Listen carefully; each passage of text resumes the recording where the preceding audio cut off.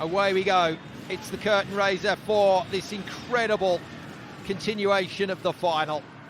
Which way will the Scudetto title go this time around? Red hot favourites in the red. The Block Devils of Perugia put the first point on the board. But in the blue, home side Mintvero Volley, looking to prove that their arrival in this final is certainly justified, and they need a win at home tonight to really force their way into this tie. But it's Roberto Russo that starts with a solid kill through the middle. Simon Golding with you for this one on VBTV, our Volleyball World expert analyst Liam Sketcher alongside me. Liam, what do we expect to see, or is that rather too obvious a question? Well, interesting choice that Gianelli went to the middle first time in transition.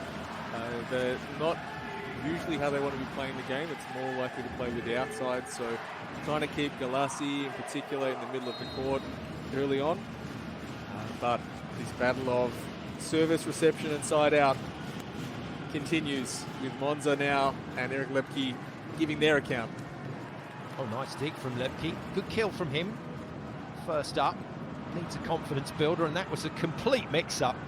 Somehow Perugia keep it in play, but they were in no position to defend that. And Ran Takahashi gets off to a flyer. Very odd to see such a mix-up from Perugia. Maybe just a little slip on the thumb of Gianelli with a lot of tape on there. I'm sure we won't see too many more mistakes like that tonight. Strange one on point 3. Ran Takahashi the beneficiary. Good serve again from Lepke. Contained by Plotnitsky, but blocked.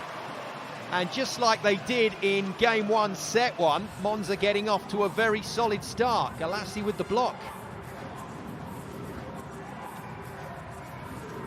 So the choice there to try and play over Cacioppa and Galassi as the smaller half of the block. But no positive reward for Perugia. And interestingly, not getting it done just on serve, getting it done with block and transition. 3-1 Monza. And that has been ballooned out of play by Plotnitsky. Well, they went 4-0 down in set 1, and there was a timeout called by Lorenzetti. They've gone 4-1 down in game 2, and Lorenzetti's had to go to work again.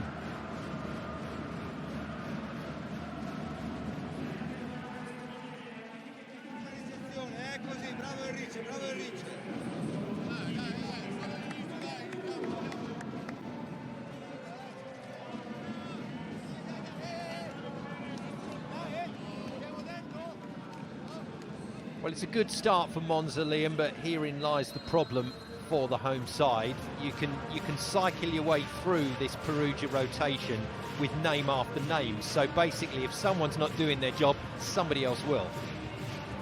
It is quite the challenge, but we've seen that Lorenzetti is pretty keen to stay with his starters and trust them to play through the difficult moments.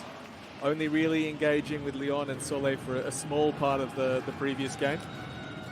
Serve out of the timeout. Beautiful pass though from Semenyuk. Plotnitsky gets another swing and this time gets the job done. And I think this is a good sign from Perugia that they've had some difficult moments here early on, and they need to find the tempo and the right choices where when things get close, or if they get close later on, if Monza keeps making a run, that they can find those solutions quickly. On the board then for the left-hand Ukraine captain, Oleg Plotnitsky. Russo whacks a hybrid serve off the arms of Mar. How is that for a start? He scored 12 fabulous points in game 1 and he started strong here tonight, or this afternoon. Yeah, even with 4 receivers there, as Lepke almost comes to join you in your living room, it's such a tough serve, and getting that angle where Mar can't make a big move to try and control the ball. Looks the net. Takahashi gets the pass away, and Lepke turns it out down the line. That's not what Monza need to see. They need Lepke to be on it from the start, and he needs to stay on it. And it's the service advantage of targeting the receivers here. Lepke has to stay back if they go with 4 receivers, and it's going to slow down either one of Takahashi or Ma. So all of a sudden, two of the elements of the Monza offense are going to be a little bit delayed, and you can't play at the speed that you wanted your Chopper. Plenty for Fernando Preling, the setter of Monza, to consider. The Chopper, as he's known, which translates as the little one. And he's the tallest man out there at 185. He's very much undersized in the block, but they covered it pretty well in the first game. Now, Ma got off to a horrible start in game one. He didn't get any kind of service in terms of offense, and it affected quite a lot of his game. His serve is important. Puts the first one out. Another little blow to the confidence of the home side. But he would have had the message that he can go for it, that the green light is on. They're going to trust him to fill the role that he normally plays for them, and that he is not looking to avoid making mistakes. He's out there to score points, and if it's not working, they can shuffle the deck once again and find a lineup that works for them. Gianelli serving. This rotation was very good to Perugia in game one, and that is very good from Galassi. Super swing from the middleman.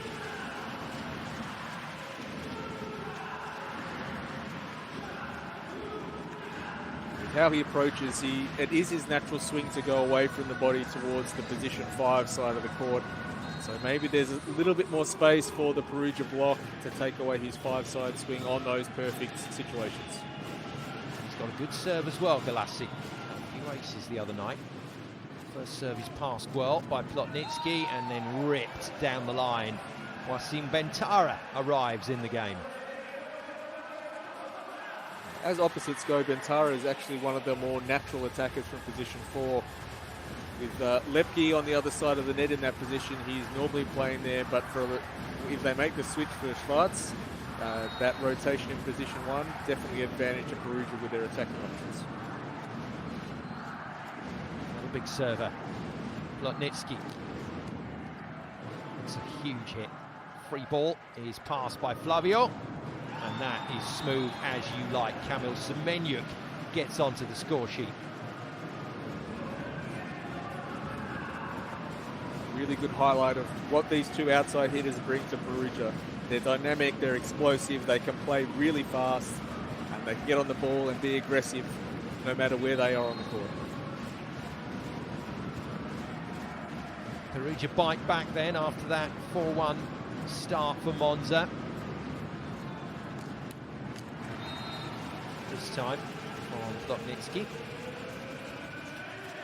Actually got benched in game one. The captain, Wilfredo Leon, came on for quite a long period of time. Set that Perugia eventually lost, but Plotnitsky got it back together and ended up as the joint top scorer. Good serve, good pass from Kalachi. Bentara can't put it away. Blockers doing their job. Wow. Oh my goodness me. Well, that was the problem Monza had quite a bit. The set location in game one wasn't really quite there. It's happened again. Not too many options there for Takahashi. The ball not getting to the antenna, or he not getting to the high point of the ball on the inside of the court. And if it's not there, that block is way too big and way too good to get past. The least effective of the Perugia servers, Flavio, puts it into the net. But they've got a remaining 5 cannons on any rotation. He went about his business very well in game one, Ran Takahashi. I thought he was incredibly professional in a tricky situation. That's not worked for him early doors. So a little bit of tightness for both teams from the service line, just looking to be able to release into this first set. Following a similar rhythm to game one, Monza jumping out to a quick start, but Perugia being able to peg them back pretty quickly. We haven't seen anyone look like they're completely switched on the Monza side of the net and is willing to take the scoring load for them today. Off pace from Bentara, well read by Stephen Ma, gets a good ball away. It's a bit sketchy from Perugia, and they pay the price.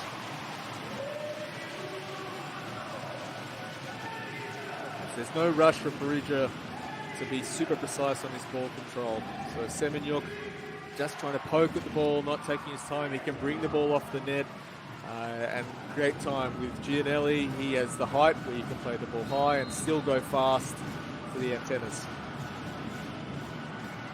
Di Martino, one of the two middle blockers for Monza, had a quiet evening in game one. Doesn't get any bonus on that first serve. Serve pressure from Monza in the first game wasn't really where it needs to be. No, other than Galassi, they didn't really have too many guys who could put really strong pressure. There was a bit of error minimization with Di Martino and with Cacioppa. They have two rotations where they don't have a lot of firepower on serve. Massive from Semenyuk. Cacioppa dragged away from the net, tries to put that ball in front of the shoulder of Stephen Maher, but he was isolated and the blockers have just gobbled up that shot.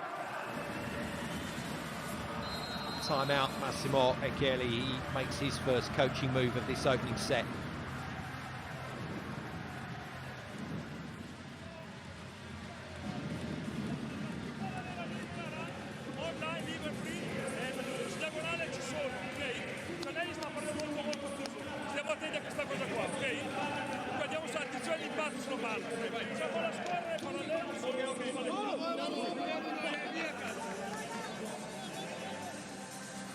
That's a fairly small figure in amongst the giants of the modern game, does Massimo Echeli, as does Lorenzetti when he gets his players together.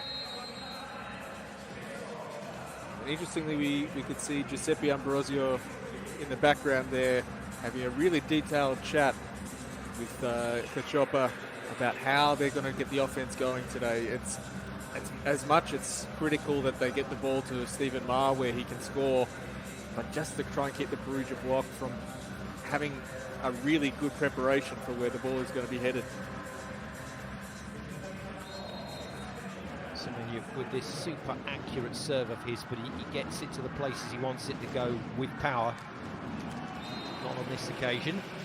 So still the serving errors are affecting the rhythm of both teams.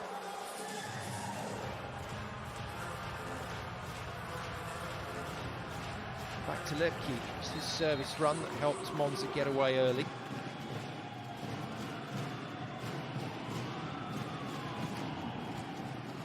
Good hit from the Canadian. And good blocking. Very nice. Stephen Maher and Galassi shut down Bentara. And it's that small advantage of time of having Gianelli play the ball from 3 meters off the net instead of inside the 3 meters, where it gives Galassi, and in this case Maher, just that fraction more time to get the block exactly where they want it to be. Back to 11-all. Good recovery from Monza. Goes to the same man again. And Bentara is defeated again. Interesting. This is not what Perugia need. They need Bentara to be safe out on the right side. It's the second game in a row he hasn't really found the rhythm that he needs. So putting the workload again on Simone Gianelli to try and keep the Perugia offense moving smoothly.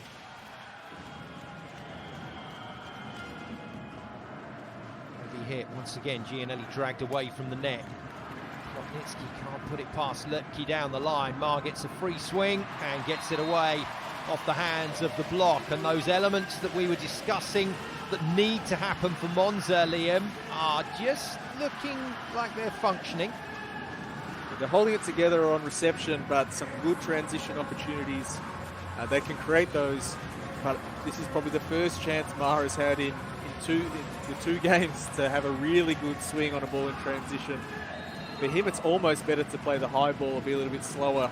We can have a bit more time to see the block and work off the top. Fabulous pick-up from Lepke as Plotnitsky went over the top of Cacioppa.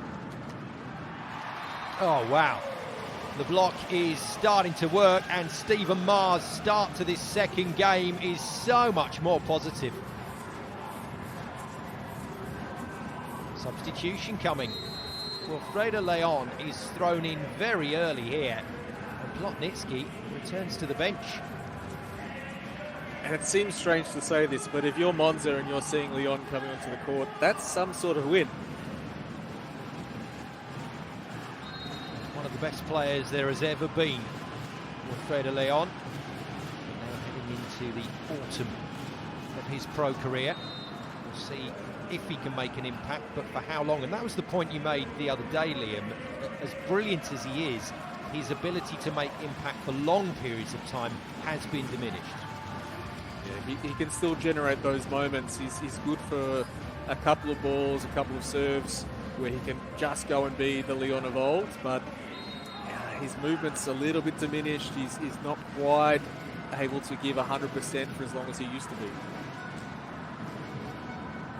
Pass from Ran Takahashi. He was expecting the return ball, went high to Ma again. Ma goes hard on the tip and manages to beat the block. Stephen Ma will be feeling a lot happier this afternoon than he was in the game one evening. It's always a good sign of confidence for a hitter when you can recycle on this ball, get another chance to play again, and then good location where he can jam the ball down the front, the letterbox shot against the Perugia blockers. 15-12, something for the Monza crowd to get their teeth into here. Ma to serve, changes his positioning on the baseline, catches the net going for Leon. And there's that physicality that we mentioned when Leon comes onto the court every time. Maybe it's not a surprise if we see Klodnitsky come back in after Leon's serve, or maybe to serve for Leon, but while he's front row, particularly if they can get the matchup against Kachopa, this is a good situation for Perugia to use him and let Klodnitsky refresh a little bit before he returns to the fray. This was one of their better scoring rotations with Gianelli at the baseline in the opener. How about that? Confidence is flowing for Stephen Ma. So whatever was said in that last time out between Cacioppo and Giuseppe Ambrosio, definitely paying off now. And with Stephen Ma scoring, all of a sudden the picture looks a lot rosier for Monza. Scored a rather paltry 9 points in game one, spent a lot of that game on the bench. It's already up to 5. Is it out? The referee says yes, and Semenyuk can't seal the deal.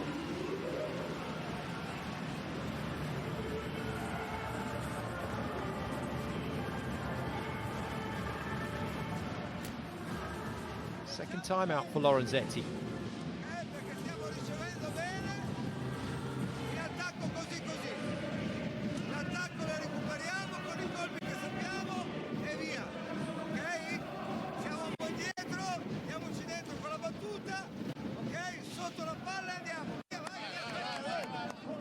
Liam, we know that Perugia have lost matches this year. We know they've lost a number of sets as well in crunch games.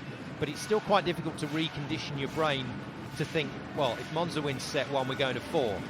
And if Monza wins set 2, we're going to 5. It's quite difficult to get away from that. That's how good this Perugia side are. Well, absolutely. It's a side that has a really good identity, and they feel a lot of trust, and they know that they have the understanding to play through any moment. So even though Monza is up by 4 right now, if it's a side out and a break point, all of a sudden it gets close, and then Perugia can be on the front foot again. Great shot of the Perugia president, Gino Serci, just sat behind the server, Galassi, contemplating the start that his team have made. He was ecstatic after the game 1 victory.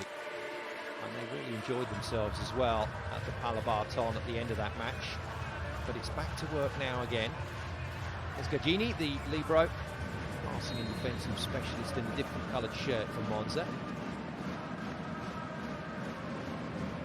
About to face up to the Wilfredo Leon serve. Causes problems. Change in pace on the hit, and it's caused enough of a disturbance for Monza to pick up the point. Ran Takahashi kills it second time of asking. A noticeable difference from game 1. It's this patience on attack at the net that the Monza hitters know they can play high and have a chance for the cover. When that starts to drop off with fatigue or attention, this is the problem for Monza. Can they keep winning these shorter rallies, not the big long ones, but the ones which take 2, maybe 3 actions to get through.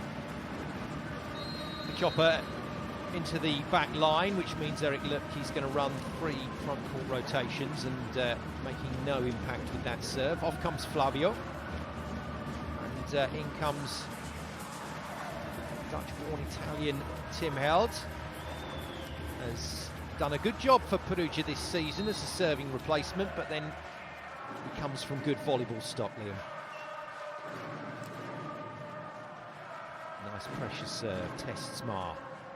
Getting the ball just behind the blocker, and it looks like Monza have come up with a plan here. If that set isn't in front of the hitter's shoulder, they're just trying to mix it, throw it up. Absolutely, it's about managing the situations, and even though a good serve from Tim Held, son of Henk Jan Held, former Dutch international, it's the patience and the concentration and the awareness of the whole team that's what they're looking to do from this ball off the net when the precision is exactly where it needs to be.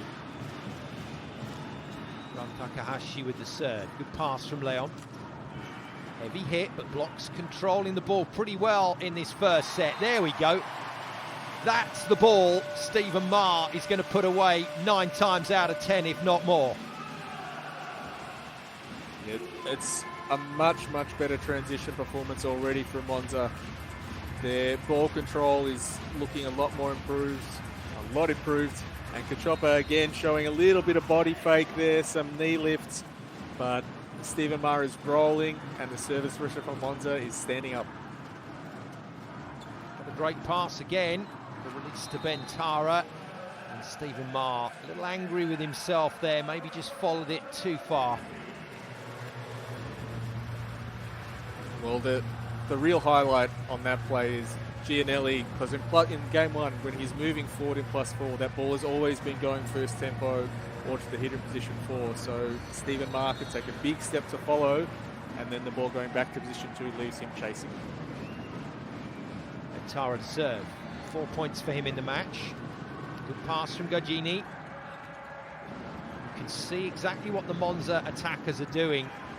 They're making an early decision on whether that ball is hittable. If it isn't, they're creating things. They're keeping it in play. Well, they tried to ask a few questions, but good patience from Perugia.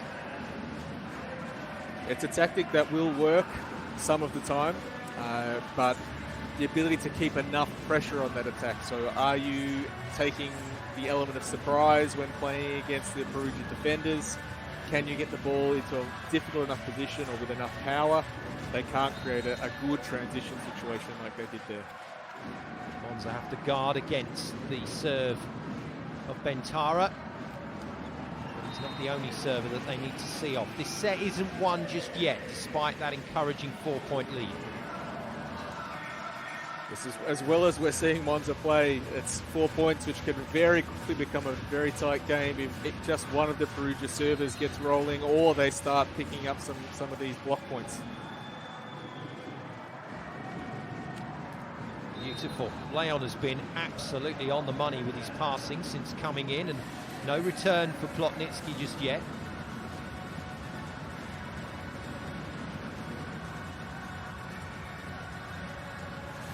Gianelli liking that long reverse set to Bentara. This one successfully terminated. Now can Semenyo pick up a couple of points quickly? Great serve. Lepke gets handcuffed on the pass. Oh, it's a cracking swing from Eric Lepke. Just what Monza need.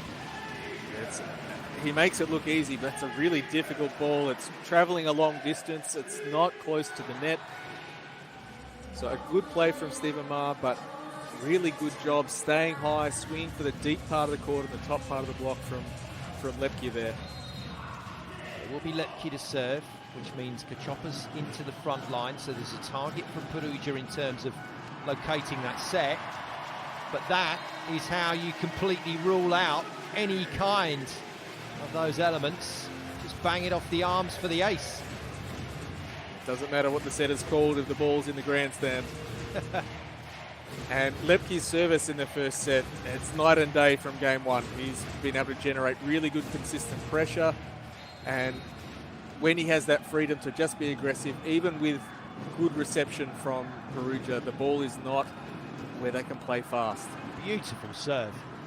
Free ball, Monza.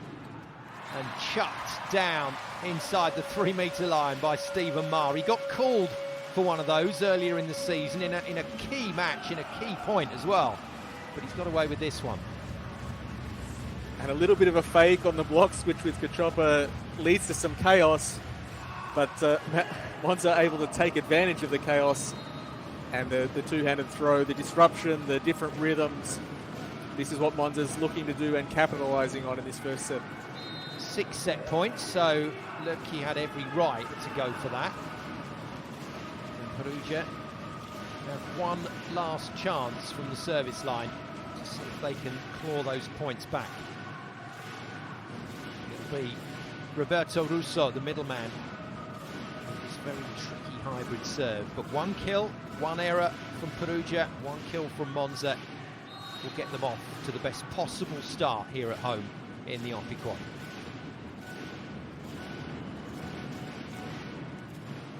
Good pass.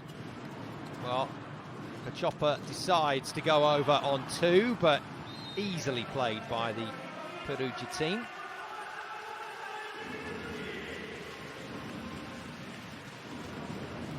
To be forgiven for Kachopa's eyes lighting up there. Everyone else has been scoring on tips and throws, so his opportunity not quite enough. Well played, Russo. See if he can find another good serve. He can. Forces Kachopa out of system. Maher manages to beat the block again. He's had a terrific opening set. 7 points then for Stephen Maher. It's a totally different game for him. And it's a totally different game for Monza. They take the opening set. Well, that's right on the money. Stephen Maher, he has been getting away with it all of his life. He didn't get away with it in game 1, but he's getting away with it tonight. That ball location is much, much better. And the disruptive rhythm that Monza's playing with on offense. They've got the patience to recycle, but they're showing recycle and then tipping, and it's very hard for Perugia's block and defense behind it to feel good rhythm, and they're backing it up with some good service pressure, particularly from Eric Lepke. We'll take a look at the tail of the tape now. It's good stuff from Monza. Nice work in transition, good heavy serving. Only the 1 ace, but they've been getting Perugia out of system quite a bit. And 3 very important blocks, a couple of them on Bentara by Stephen Maher. Fine start from the Canadian. He's actually on 8 points. I said he was on 7, but he's actually moved to 8 points in that opening set, so he's the top scorer. And Liam, you said Lorenzetti is not minded to jump too early, but he's already made 1 rotation change. What does he do here? I think with Lyon, it's the threat of Lyon is sometimes enough to change how the game is being played. He only hit a couple of balls. He got targeted a little bit in reception. But you can use him out there in a similar manner to what Monza did in game 1, just to change the look, to change how the offense might function. He can have an impact on the game without touching the ball. So the counter move now is, okay, can you keep him fit and healthy enough? Do you ride him as long as you can? Or do you have to keep chopping and changing again? So his mobility or lack of mobility in defense might become a little bit of an issue if Monza keeps trying to play this way. And in that situation, you probably want to go back and make sure that Plotnitsky is on the floor to pick up a couple of extra touches. Nice shot of the main man, Stephen Maher. Short of a bit of chat for his teammates, and he's certainly driving them on here. Fine start from the home team. It's a start that they needed just to establish themselves in this Scudetto final. Bentara's on 6 points. He's going to need to go way bigger than that this evening. Perugia have a riddle to solve in the early phases of game 2, that's for sure. Wilfredo Leon, he's going to stay on court.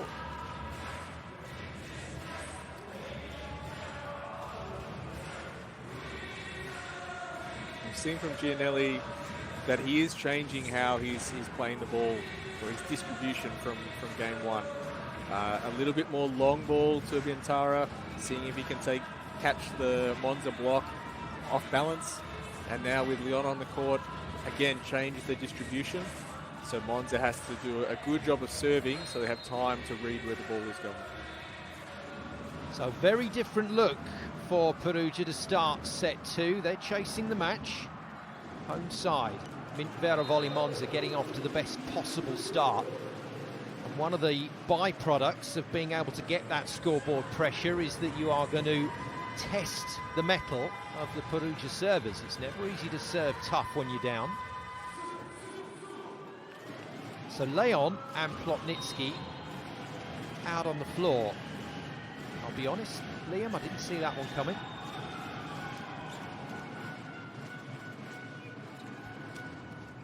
There's that physicality from the Polish outside. Leon puts the ball away. The captain is on court. The captain for Monza, incidentally, remains on the bench, Thomas Birete. That's a different rhythm.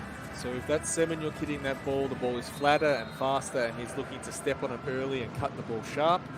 With Leon, the ball is a little bit slower or a little bit loopier, and he's going to hit to a different part of the court. So the block and defense at Monza needs to make the adjustment, as does the Perugia block against Lepke, and all the attack from the right side from Monza is moving pretty well at the moment. It's a beautiful swing from Lepke. And when you contrast that to game 1, when he looked all at sea out on the right side, we're back to Lepke looking like the solution. Serve from Mar. Forces Gianelli away from the net, and Leon gets enough on it. So a couple of points early for the Perugia captain. And that's the difference in rhythm. It's with Kachopa. Sets a pretty good spot, but it's the awareness from Leon. He can still go off the top because the ball is not trying to be beaten the block with speed, and just letting him pick his spots.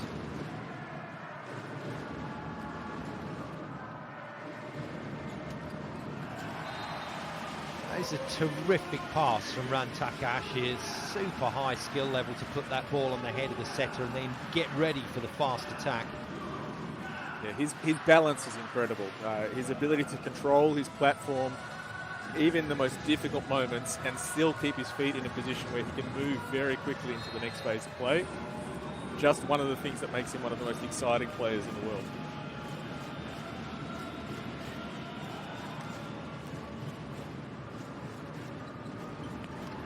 Well, volleyball has always been a sport that has adapted and brought in other elements of other sports into the game, and Japan's volleyball heritage is interlinked with their gymnastic ability. That is very much part of Japanese training and development of the skill patterns. Bit of a story back from the 50s, Liam, or 60s, sorry, when Japan came and did a bit of a tour of the UK in the late 60s with their legendary team. That story in a moment. Let's just let this point play out with the man in question.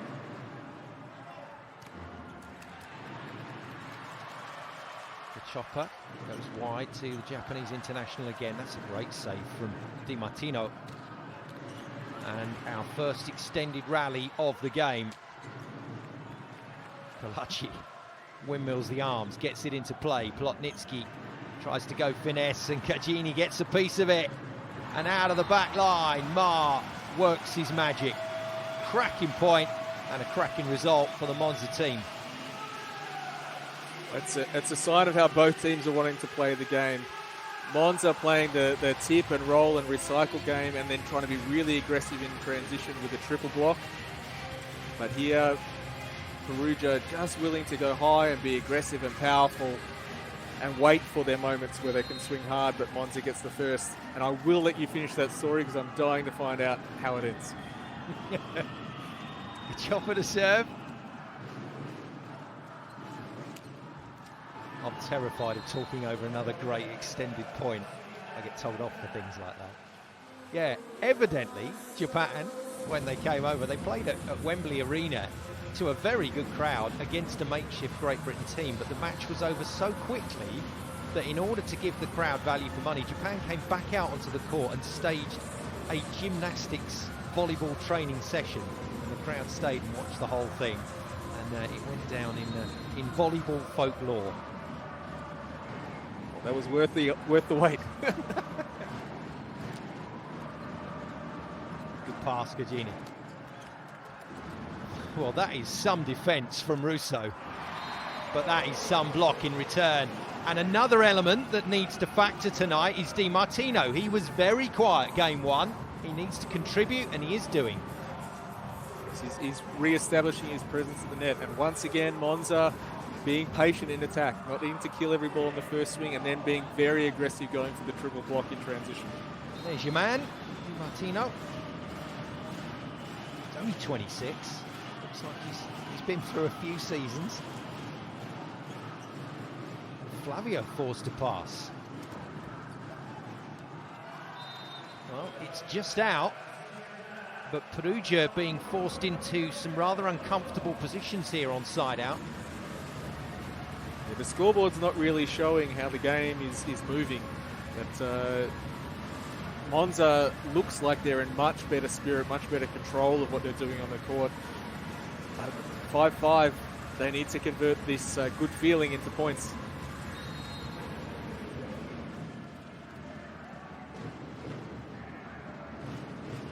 To serve, the danger rotation once again. It's a super pass, and there we go.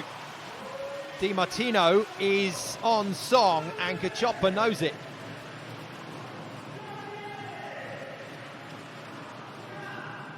Playing with an experience that belies his years, and really great delivery by Cacioppa. They're letting the ball drift just past the right hand of the Perugia block and leading Di Martino to the promised land. Perugia in a mess again, but they managed to extricate themselves from a tricky position, so Plotnitsky puts it away, block out. And the problem with the triple block when this ball's at 3 meters is that it forms quite late. So Cacioppa is moving to his left because he's trying to guess where the block is going to stop. If that block moves earlier, he can stay where he is and have more time to play the ball. But with everything moving, the ball ends up on his right and in the court.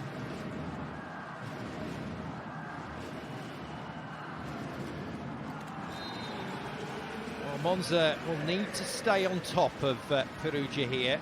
We're still waiting for this Perugia service rhythm to return, and then it'll be the test that Monza have to deal with. But at the moment, it's all relatively straightforward for the home team. A couple of serve aces here from Lertke will go down quite nicely.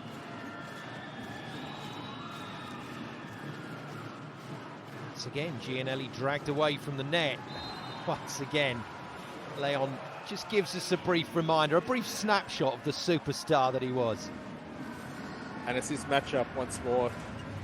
Gianelli knows he doesn't have to play fast. He can play with a lot of touch. There's a lot of thumbs in how he delivers that ball, so it just sits a little bit longer, and then Leon can pick the spot in the seam over Cacioppa. Flavio hits Gagini, no change out of the libero, and Ma off a very quick ball makes another nice shot. He's playing really well tonight, heading for double figures. He's into double figures. And these last two sets have, and by that I mean actual setting of the ball, really highlight the different ways that you can use the timing and tempo of the ball to give your hitters different advantages in the play. Well, we said Ma had to play tonight and had to function. He's doing that. Monza looked like a different team. And a miss.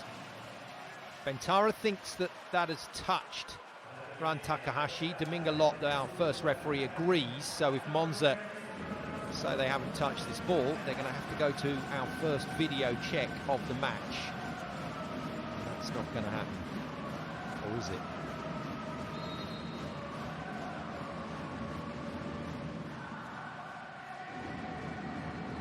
Must have tickled the fingernail of Ran. Fortunately for Monza, no damage done. Bentara spoons it out. They're missing their serves by quite a long way here. Yeah, the rhythm doesn't look at all what we would expect from Perugia. And if I was a cynical man, I would say that the ball doesn't lie about the block touch, but we have the technology now that backs it up. Cynical? Never.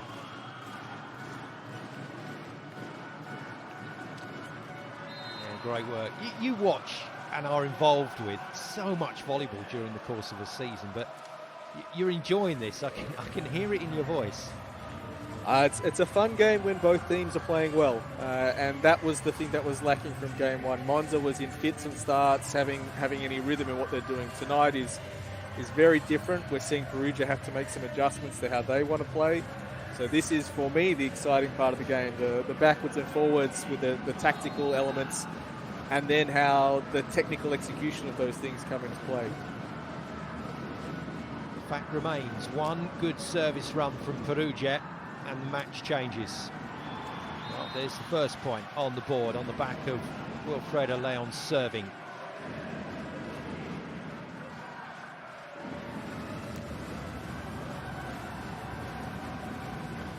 That look on Massimo Ekeli's face tells you everything you need to know. As far as he's concerned, there are some big decisions in the offing, and they might be happening in this set.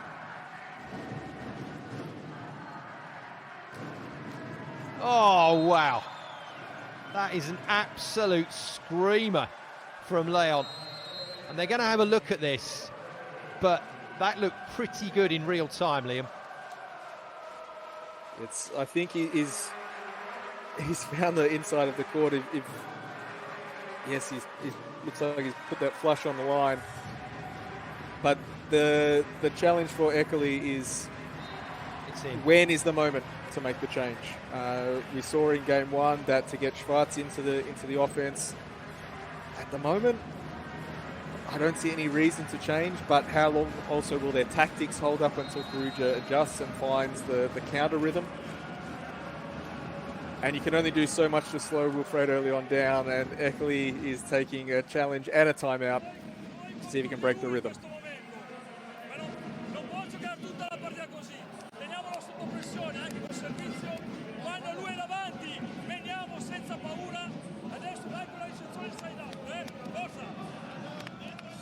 So first challenge on the video of the match goes against Massimo Ekeli and the Monza team. 2 challenges for the coaches per set. I know most of you know all this stuff, but if you're relatively new to the game, always good to remind you.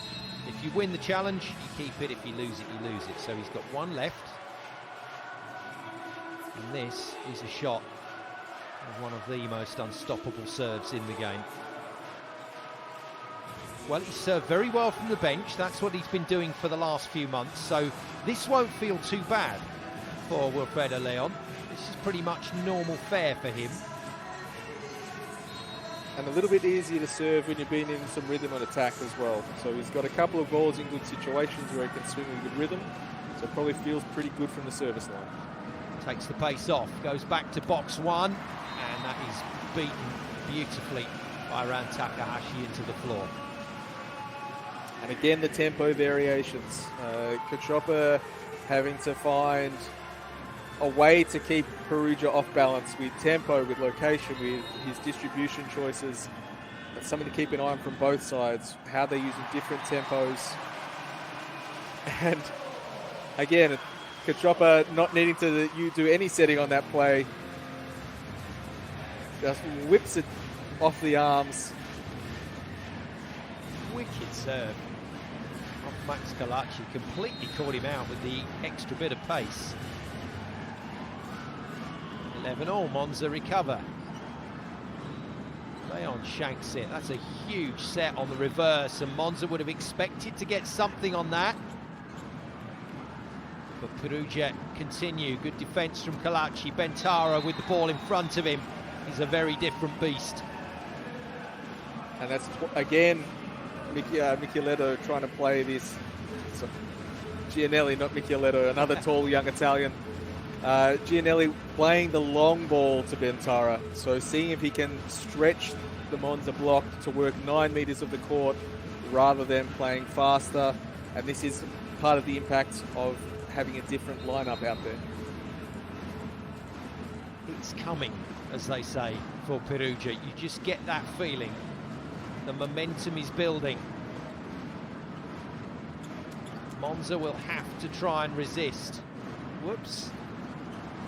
Well, your classic left-hander spin and hit from Plotnitsky. He knew what he was doing. And the block know what they're doing. If Flavio and Russo come to the party, if the serve starts to function, Monza are going to be in trouble again. Well, Monza's offense has gone back to what they were doing in game one. They're trying to kill a lot on the first ball. Some excellent gymnastic work on the floor as well from Russo. Was it Bentara? But that they're not being as patient as they were. The set location's not as precise, and all of a sudden Perugia has a better look and better rhythm in transition.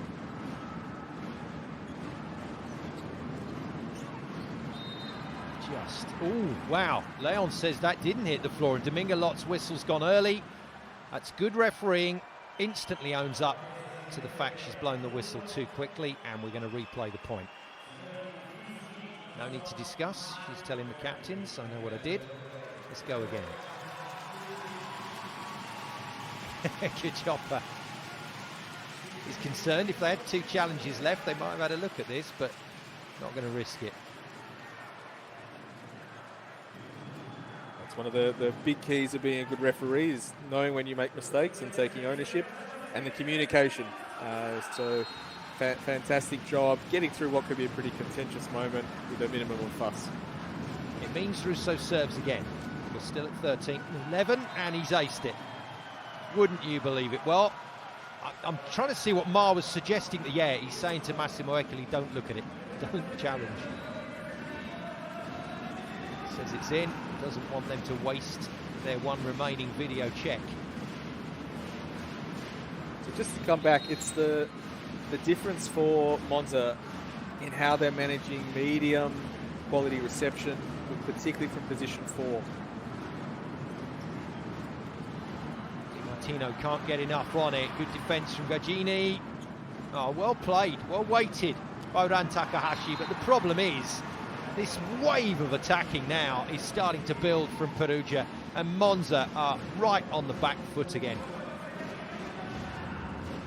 Yes, it's incredibly difficult to play. Kachoppa throwing all kinds of moves to try and buy some space for his hitters. He'd be great on the dance floor, I imagine. He's gone proper local league on a couple of those sets. Brilliant. Not so brilliant for Monza. The look on the scoreboard, Massimo Eccoli calls the timeout.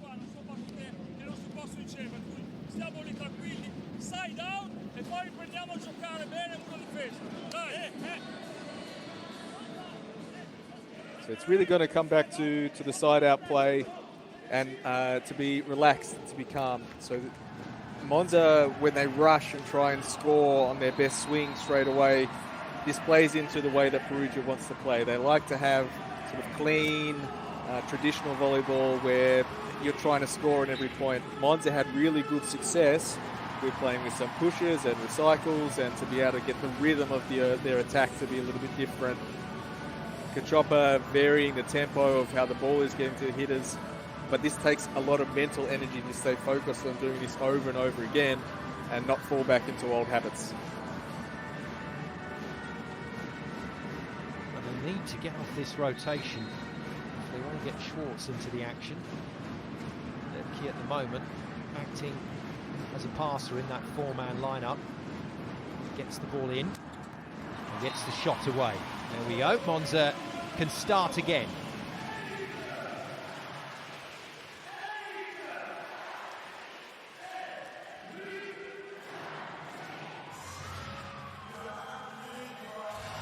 And that is the advantage of Lepke, or the difference of Lepke between Lepke and Schwartz, is that he wants to play the fast ball. With Schwartz, they have to play higher ball. Good serve. Bentara on the back line takes himself to top scorer on 11 points, with Stephen Maher on 10. The only 2 men into double figures at the moment. The second time that Kachoppa has been caught moving into the court with the triple block against the attack from the right side. Maybe better for him to hang out a bit closer to the intersection of the 3-meter line and the sideline and let the ball stay in front of him a little bit longer. But I'm not the coach of this team, so I can't tell him what to do. You certainly have your right to an opinion, Liam. Liam Sketcher, our Volleyball World expert analyst on the men's Scudetto finals here in Italy. Defense, nice work again from Cacioppa, but it's not good enough from Monza. And it just means Perugia can go again, but I think Bentara's missed it. He has. I think this is a very good choice on block, just to pull up early and take away the easy cross-court swing on that longer distance set. And the turn down the line is the toughest shot. It's the toughest intercepting angle. And again, Perugia not resting on their laurels, even though they're up by a couple of points here. And we see Semenyuk, probably one of their best servers, come in for Plotnitsky. So Plotnitsky out, Semenyuk, Polish international, back in to join his fellow Polish superstar Wilfredo Leon. And there is a little flashback to game one. Gianelli forced the issue with the middles. Flavio and Russo did a great job.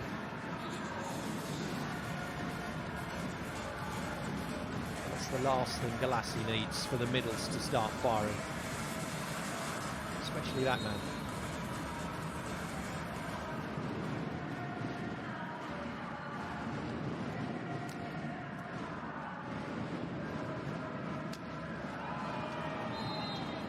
The block as far as Stephen Maher is concerned, so there'll be the threat of the video challenge, but no, Domingalot has gone with Monza. Blocker did touch the ball, so Stephen Maher still wants a word there with our first referee. That's the communication once more. Not to mention a net touch, but yeah, apart from that, that was all ends up Monza's point. But the slight delay once again gets in the way of some rhythm for an important server, Eric Lepke. I get the feeling that with Lepke, he's been given the green light to just be aggressive on serve, to try and keep Gianelli off the net and give their blocker a little bit better chance. Chopper dragged out to the attack line. Little hitch kick in the air for Lepke to keep himself able to play the ball. But it all means that the effectiveness of the attack is reduced, and Perugia now just going at this. And with every point, their rhythm seems to be returning. Well, Leon has been working mostly the cross-court angle. Now this time trying to play the high seam between Galassi and Cacioppa there into position 6. So keeping the Monza defense guessing. Short serve on Maher, and if Maher's taken out of the equation, then somebody else has to step in. Lepke does so.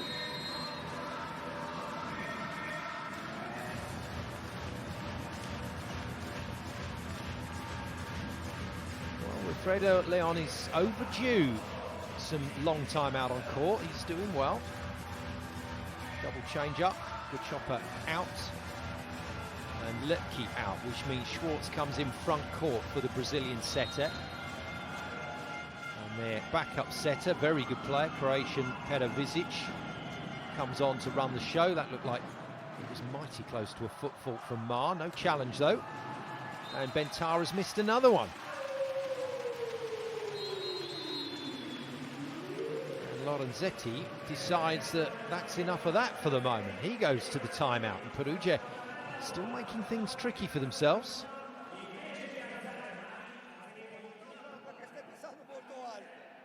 Ok, lavori qui o lavori qua? Canne lì, luci di scortello, poi vai in battuta, bene il lancio e vai, ok? Via, via. Over to you, Liam. Did you manage to pick something out of that? Well, it's really about their execution on attack, that they're trying to find the right angles, that they're not trying to do too much. stay with the things that are successful. So with Bentara there, he can keep playing cross-court. He's been very effective there, even if he plays off a block touch, instead of taking the really big risk to turn the ball down the line. Those little errors, those little inconsistencies is what is leaving the door open for Monza. Both teams just over 50% in terms of their efficiency in offense. Oh, good serve. Very good serve. And is there room for a bit of drama in set two? Monza on the way back at the moment.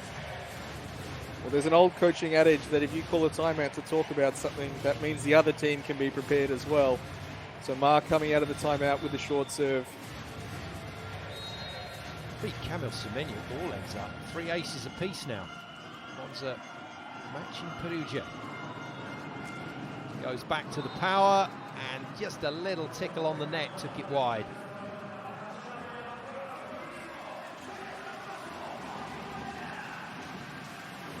It's so tough at the service line. You put that in, you're the hero. You miss it, you're apologising to everybody. And it's the confidence that the players need to feel from the coaches that they can go for this serve or when they know is the right moment. High ball toss for Bentara. He's hit that well. Ran Takahashi goes full throttle though. And Monza turn the scoreboard over once again. And Perugia are going to have to focus on the task here. And I know it's not a particularly exciting or spectacular set, but the execution from Visic there was excellent. Takahashi could go full with the ball in front of him, can see the block, and that's how he plays block out so well. Galassi to serve. Visic the replacement setter with this 2 substitution, and Galassi returns to his ace roots. He's a good server, the middleman, and he's put that away. Just a 1-point difference now. It's one of the last things Perugia would want to see is Galassi feeling it from the service line. He's had a couple of instances. Lovely tail on that ball, finding the seam.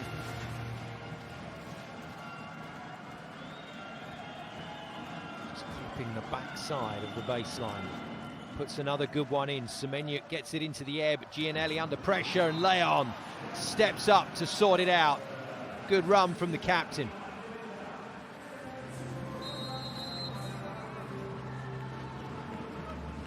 Well, the window's getting smaller, Liam, but if you put it into the window for Leon, it'll kill it.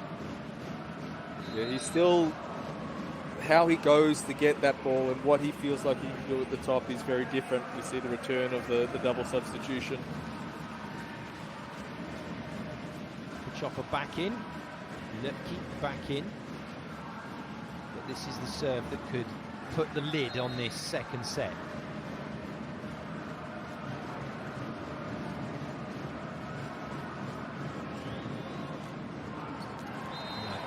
Gets the contact all wrong. Monza delighted about that, and they can still win this. Monza can take this set if they can just get themselves into the right places at the right time.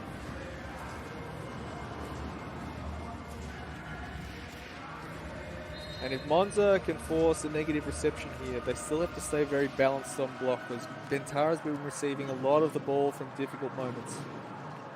It wasn't a great reception. That is a very good response, though, from Semenya. Just so many players to consider in this Perugia lineup. And the message of let's not go and do extra has gotten through. Let's just put the ball up there and do the things we know we can do well. So if you're Semenya, it is to be high and to work at the top of the block. Take some of the excitement out of the game, but make it more effective.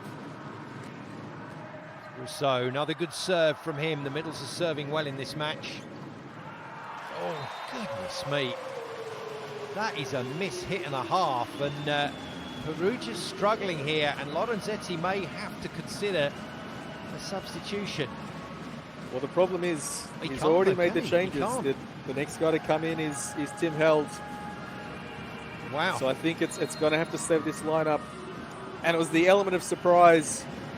Monza probably not expecting him on in the pipe, but Leon maybe not ready for it either. Good serve. Ball kept alive by Gagini. Kajopa dumps it out wide to Mar, who's putting it away for fun, and Monza level the score at 22 all. They really can win this set now. Timeout, Lorenzetti. Perugia in trouble. And the Monza serve, keeping the middles out of the game. So all of a sudden, Perugia handcuffed a little bit. We're going to have to play more or less with Semenyuk and Bentara if the ball's not near the net. This will be a real confidence booster for Monza. Sulla fase punto non possiamo fare di più. Stiamo facendo, stiamo sprecando occasioni. Cambia palla, via, vai!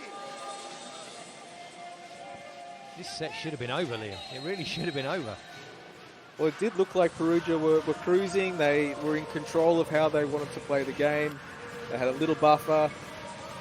But Monza have come back to playing this dirty, funky style, which got them some success in the first set and the result in the first set, and finding it again in a critical juncture of this second set. Chopper up for the fight. He's still in the back line, which is helpful for Monza. Look, he's there for another 2 rotations in that front court. Off pace again. Once more out of system, but forced from way off the net to the high jumping Flavio. And Perugia win the point they so desperately needed. It's the fine line of trying to be disruptive on this serve without going full power. If you back off a little bit on the power and the precision's not quite right, the effectiveness of the serve, or the range of effectiveness of the serve, is quite small. It's the risk and reward on those serves. Feels like the tipping point in this match. Perugia get it across the line, watch out. If Monza win it, they are in the show and they are in the fight. And Stephen Maher's having a great game. 14 points for him now, the Canadian leading the scoring charts by 3 over Bentara. Yeah, really good management from what would be negative reception. And that's the confidence you need to see from Stephen Maher if you're a Monza fan. Bentara made no blocks in game 1. He's not doing much better in game 2. The left side has been useful. Fortunately, he's a wonderful attacker, so puts another ball away to take Perugia to set point.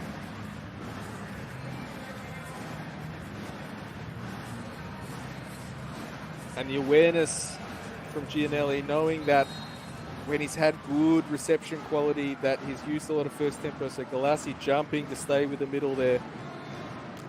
Semenyuk blasts it. What a pass. And what a fantastic block from Flavio. That might be what Perugia needed to just unlock their performance this afternoon. And they go level with Monza in game 2 at 1 set apiece. Really great late shift from the Perugia block. They see Kachopa take a little look, then step left, expecting the ball's going to be there. Take the chance that it's long ball to Maher in 4. And it's almost too perfect a ball to give to the middles. So that was an opportunity that Monza, I'm sure, would like to have another shot at. But as it stands, 1 set apiece. And the offense that looked so fluid in the first set, that they had their concept dialed in, just sputtered a little bit. And that's all the opportunity that Perugia needed, even though they're not at their best level, to take the second set. 25-20 in the first set to Monza, 25-23. Good bounce back from Perugia, and as Liam Sketch has said, they're not at their best. They happen to manufacture a lot of plays, a lot of points, and that usual flow of ace serving is not quite there yet. It's Monza that are putting on a show from the service line, but maybe winning a set, maybe getting their feet under the table in this match is all that Perugia need, just to release some of that tension. And then watch out, Monza. He's playing well though. Stephen Maher, he's looking like the Stephen Maher we know and love.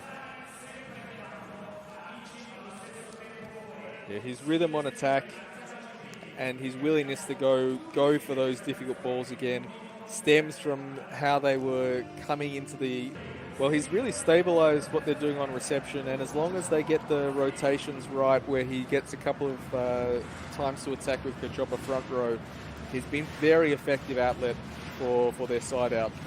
So we saw that the pipe is probably not in the play so much if he's on the court, and the service has been good but up and down, but reception and his avenue of offense inside out has really changed the dynamic for Perugia's offense. Lorenzetti still doesn't look completely comfortable. A couple of the Milano players watching on. Raffaele Folli, Maggio as well. It's one of their home arenas. Milano having a tremendous season in the women's division. Hoping this Monza team can find a way back into the match. Off we go then with set 3. Just a reminder, Sasusa Vim Perugia, the red-hot favourites to take the Scudetto title now this season in the red, away from home in game 2. But they get home advantage in games 1, 3 and 5. But for that to really play out, Monza are going to need to win a match. They started well in this game, the team in blue, but it's been a struggle since.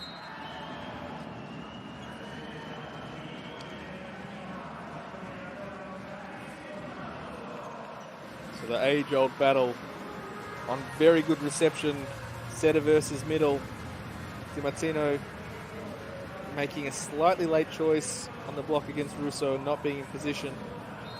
But that's the stress that Monza should be trying to avoid by keeping the aggressiveness on their serve. Just like that, really, from Perugia. It's better from Bentara. Ball drifts over. Russo ready to play it. And then that standard ball out wide to Leon, just allowing to access the heavy cross court.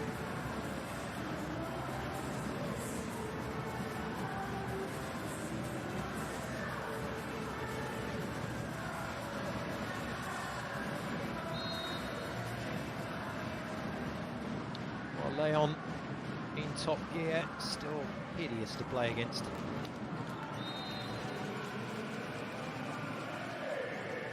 Still not quite ticking for Perugia. Really tricky one to call from here, isn't it, Liam? I'm not sure where this is going to go. I agree.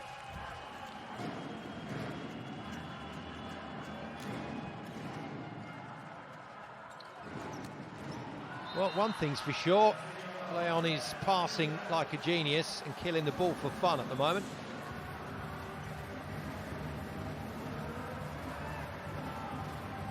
It's obviously been identified that that's where they want to go. Let him get involved, and then when the Monza block starts thinking more and more about him, they can make it a little bit easier for Bentara, maybe involve some pipe with Semenyuk or Plotnitsky's on as the back row player. Joy still from the service line. Semenyuk is the man that has started left side along with Leon in this third set. So Plotnitsky remains on the bench.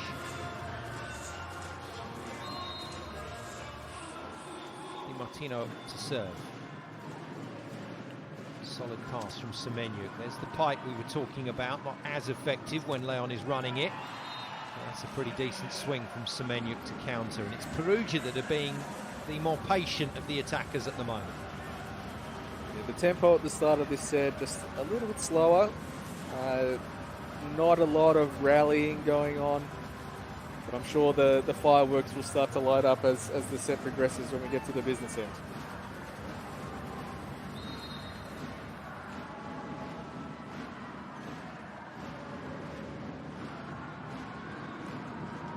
So good serve.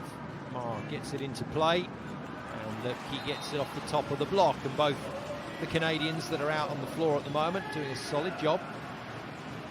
Well, the right side attack from Monza has been really efficient for them, so some really good choices of how to use it. Obviously, without having a pure opposite, playing from right side, and it's Ma who's hitting in rotation 1 normally, as the receiver hitting from the right side. But Cachopa using with good speed to try and get good looks from the right side from Monza. Heavy serve from Lepke. Good enough pass for Gianelli to go to Flavio, but Flavio, I've seen him miss a couple of those cross-body shots in this final. He's trying to take a massive angle. The ball is shifted across towards position 4, and he's running back the other way. Maybe a little bit of a miscommunication about what the ball was there. Oh, it's a huge angle to try and hit back. Another short serve on Semenyuk. They've caught him out a couple of times in this game, Monza. Nice reuse, though, off the block. Good coverage from Gianelli. And that's nice coverage from Gagini. But the block still effective. And Ma with a quick apology to the bench for not putting that one away. And you can see what Monza's trying to do there. With Semenyuk out of the play, there's not going to be much use for the pipe play with Leon. And Bentara is scoring, but he's not really flowing from the right side of the court, but unable to execute in the critical moment and convert that into a point. Good mobility from Flavio. He's fast, he jumps high. Really effective middleman. 5 apiece. Gianelli to serve.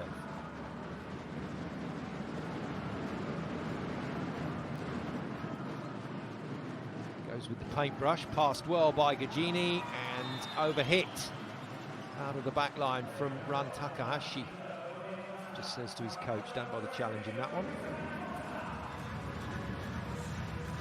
He knows when he hasn't got it right, probably because it doesn't happen so often.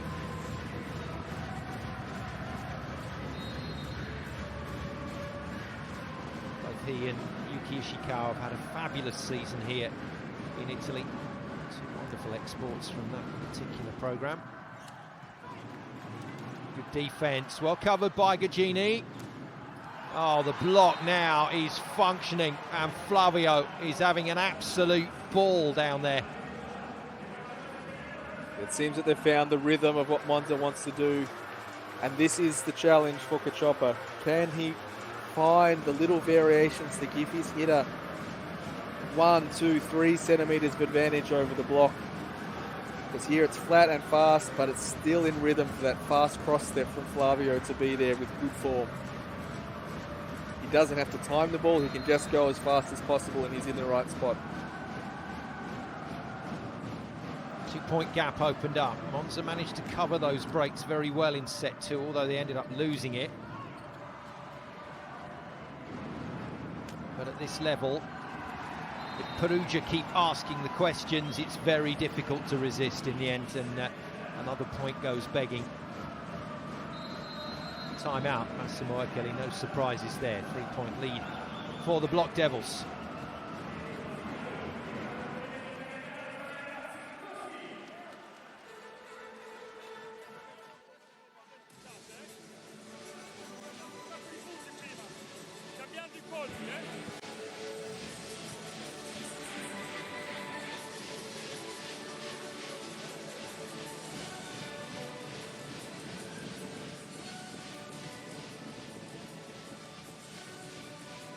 Pureta, the Monza captain, in the midst of it, trying to gee his team up. Good leadership from him there, but Liam, I'm going to pick the word inevitability right now, because that's what it feels like with Perugia on the charge. There is a sense of that, but we saw last time during a timeout with Giuseppe Ambrosio talking to Cachopa that they got a little bit more control in what they're doing. They found their concept again. Let's see if that can work once more. Goran Vujovic sat next to Gino Serci, president and sporting director of the Perugia club. Vujovic, a fantastic player in his day. Looked a little bit, in his playing times, looked a little bit like Stephen Marr in terms of what he used to do.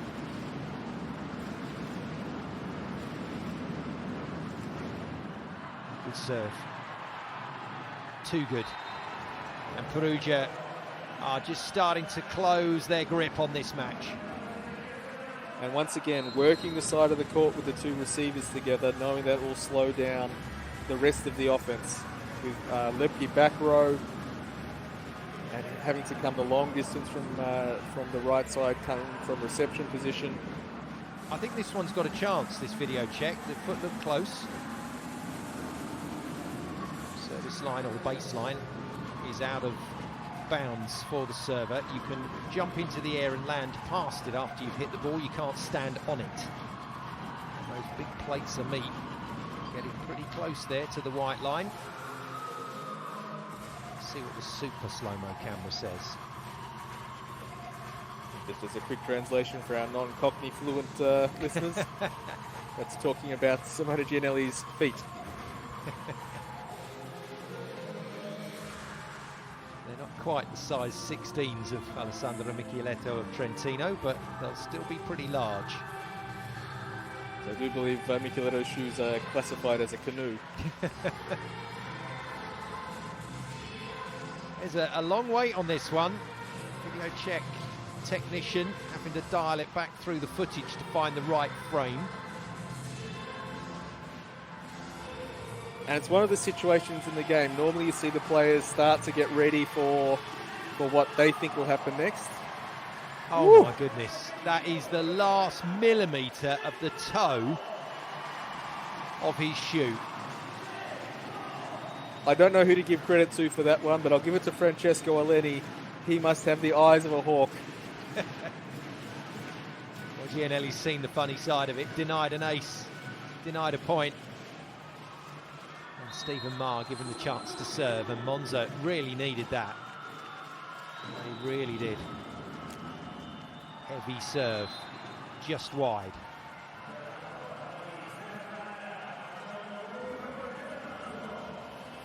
So a chance missed on the Maher serve to keep the pressure on Perugia. I think if you're Monza, if you feel that the game is moving along in a way that you can have some flow to your offense, it's a lot more achievable than this back and forward side out battle.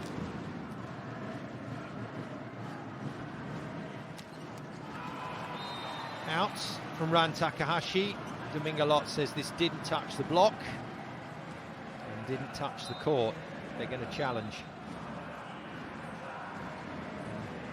Domingalot just wants to know exactly what the challenge is for, and you have to be specific as a coach, don't you, Liam? Yeah, you can't just wave your hands around. So the challenge is actually for a net touch. Wow. And there we go. Yeah, making sure that the challenge is correct is critical. You can ask for something, and if you get it wrong, you lose, even if it shows, or even if it was the wrong thing. We've seen a few comedy moments in the challenge department, but overall it's a really good system. And we generally get to the correct decision.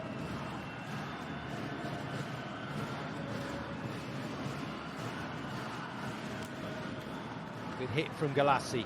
Can't add to his ace, but it's put Perugia under pressure. And as Leon managed to clip the block, Monza say no, Leon says yes. And finally, it does go the right way without the need to go to the video. And as fun as they were to watch, Liam, I'm quite glad the extended shouting matches over if you touch the ball or not have gone out of the game, because it did detract from big spectacles. Well, it just makes the game more pleasant, more fluid. It happens quickly. We get on to actually playing volleyball. Solid pass from Maher, easy. That's one of the easiest kills Di Martino will get this season. And it's also an interesting fact of how often players are convinced something happened. And the video check often shows that there's a little bit of room for interpretation sometimes on these. Diplomatically put. Russo thumps it away. He continues to go about his business very steadily indeed, and emerging as a potential first pick for Italy coming into the Olympic Games in that middle position. Well, there's a lot of interesting decisions to be made for a lot of teams. They have a short period of training camp, and most of those Olympic teams, almost all of those Olympic teams, will be into VNL, where they can start dialing in who's going to play and how they want to play in Paris. I remember Bernardinho of Brazil, back in as the coach now, but I remember him talking many years ago about the fact there were still 24 players in contention for the squad only a month out of the games. Incredible stuff. It's a tough old world to make those decisions. Back to the match. Perugia maintaining their advantage, mainly because of that man. Wilfredo Leon is looking like his very best. And the toughest part of making those decisions about the rosters is that the Olympic Games, you do have a different number of players that you can take to a lot of other international competitions. So your team composition is a really big factor. Where do you want to take an extra? Do you want to take an extra middle? Do you want to take an extra receiver? How do you want to organise your roster composition? Ma forced to set to his Canadian teammate. Lucky though off the top of the block, recycled by Kalachi and drilled into the corner by Kamil Semenyuk. The change is once again positive for Perugia. They've continued to stay on the front foot in set 3. And the rhythm of the game has changed. The frenetic pace, the longer rallies, the more scrappy plays that Monza was getting away with in the first set and in patches in the second has settled into a more traditional rhythm, and that is Perugia's advantage. The better it looks on the scoreboard, the better this Perugia team will serve.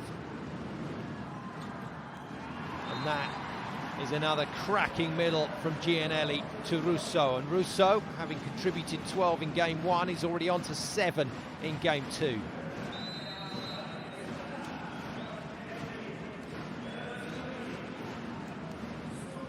Much better connection in transition on first tempo. It was one of the first opportunities they had in the game. And again, Russo, first tempo in transition.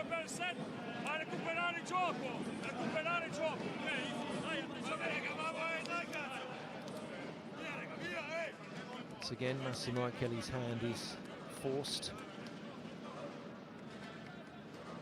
Now, we all like the idea of playing professionally and coaching professionally, Liam, but the conversation where you tell an athlete that their Olympic dream is over may be one of the most difficult in a coach's career. Not just from an Olympic perspective, from any team, to have that conversation with someone and say, we're going with someone else. Particularly when you know how much hard work and effort and commitment and sacrifice all of these players have made to even be in those conversations. It's very hard to make the player feel respected and understood and valued in those moments. But it's the difficult decisions that you've got to make and the responsibility that falls to a small number of people to make them. Oh, nicely put, Liam. Leon clips off the net. Things going Perugia's way at the moment. Ma makes the shot to stop the scoring run, but some considerable damage has been done. This is the kind of lead Perugia will be looking to hang on to with more and more big serves.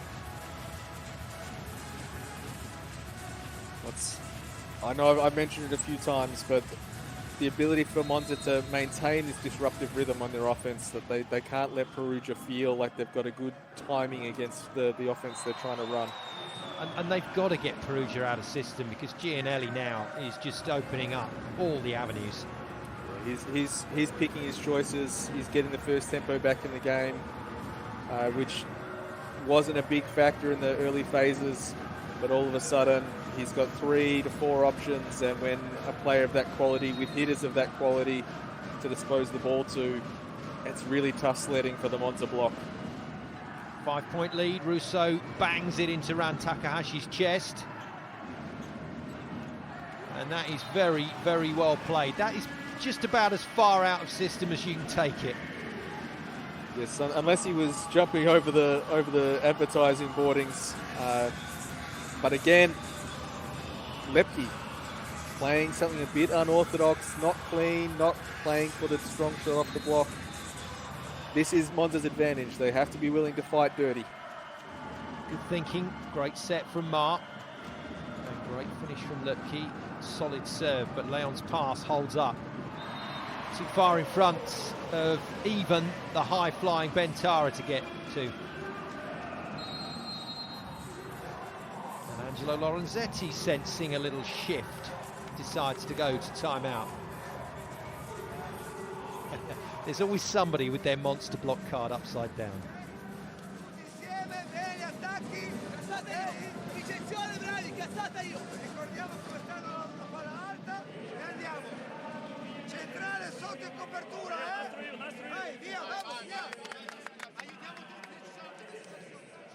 So the management of the high ball situations for their block is particularly with the emphasis on this last ball from Lepke, that they need to think about their timing and with which hitter they have. So with Ma, he's a guy who will try and work off the top when on the high ball. With Takahashi, he's more likely to try and recycle or play with the block or try and hit past the block, and similar with Lepke. So identifying which hitter and what timing they need to have with their triple block on the high balls. Plenty of things for Monza to focus on. They have to keep scrapping on side out, just giving themselves chances. Off the tape, onto the floor. Lepke gets a fortunate ace, and Monza are making a move again. And when the moment comes, you've got to be ready to go with it. Lepke taking the risk to be aggressive on that serve, to try and force Perugia out of system, and the ultimate out of system. Beautiful control, just hitting below the top of the tape to roll it over. I'm sure he's practiced that a million times.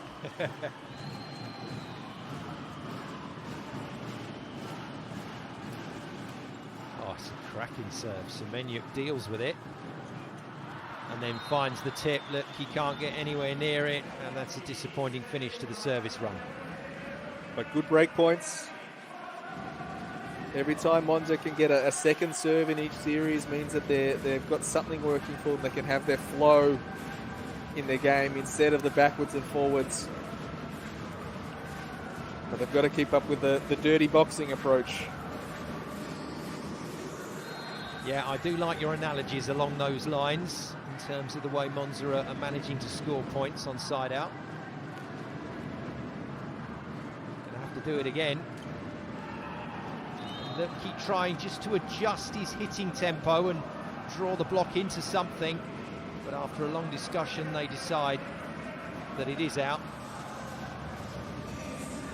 That's the variation on his approach as well. He's coming from the long way back, that to be able to play fast because he's in on reception, so then he has to adjust and changes his rhythm just enough that that's not his most natural approach and attack on this ball. Another tough serve, another scramble, and another volley over. This time no blockers present, so it's a straight up free ball. And would you believe it, Perugia have made an absolute rickets of it.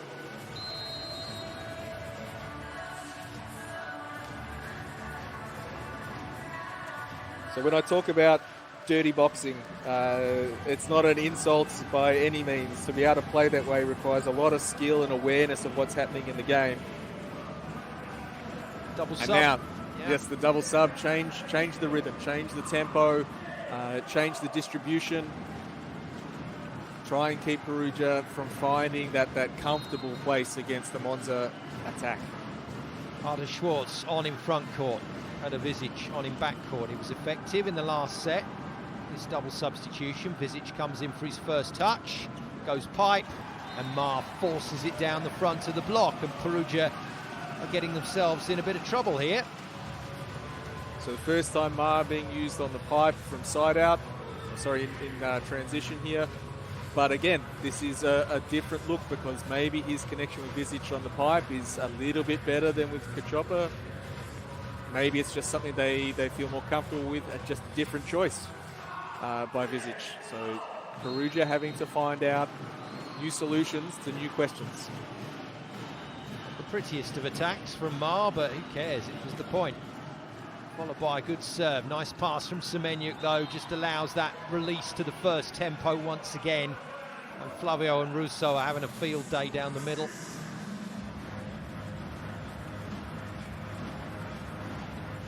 It is Route 1 volleyball.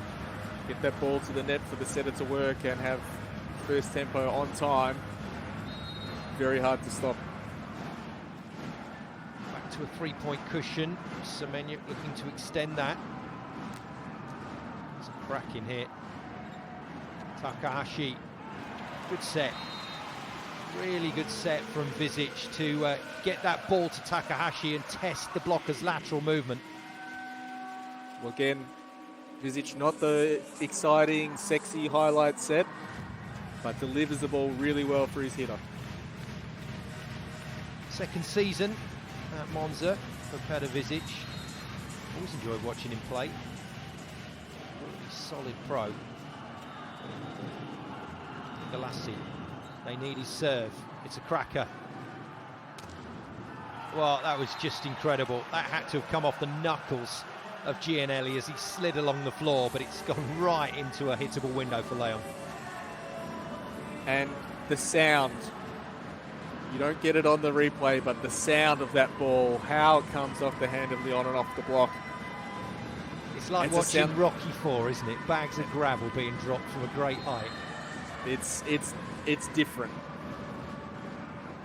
Flavio off pace, not good. Not good from Di Martino, and Stephen Marr won't be too happy with his middleman there because he was ready to pass it. It's one of those things that at practice you talk about, and then in the moment, middles maybe get a little rush of blood, not prepared for how they want to execute that situation, and it's costly on the scoreboard. Yeah, 8 points for Russo. How costly? Well, nullified by the Schwartz attack. And we've gone through our rotations, so the double substitution is flipped. And a wry smile from Artis Schwartz. He doesn't get to serve. Back in comes Gachoppa. A lot of coaches won't make that full double substitution reverse straight away. They'll let the opposite serve and play one rotation without a setter. But Massimo Echeli not minded to do so. Well, there we go. That was a bit smelly. That needed to go in, that serve. So it's the 4-point, 3.4-point buffer. It's deceptive. It can feel very close. It can feel very far, depending on which side you are of the equation.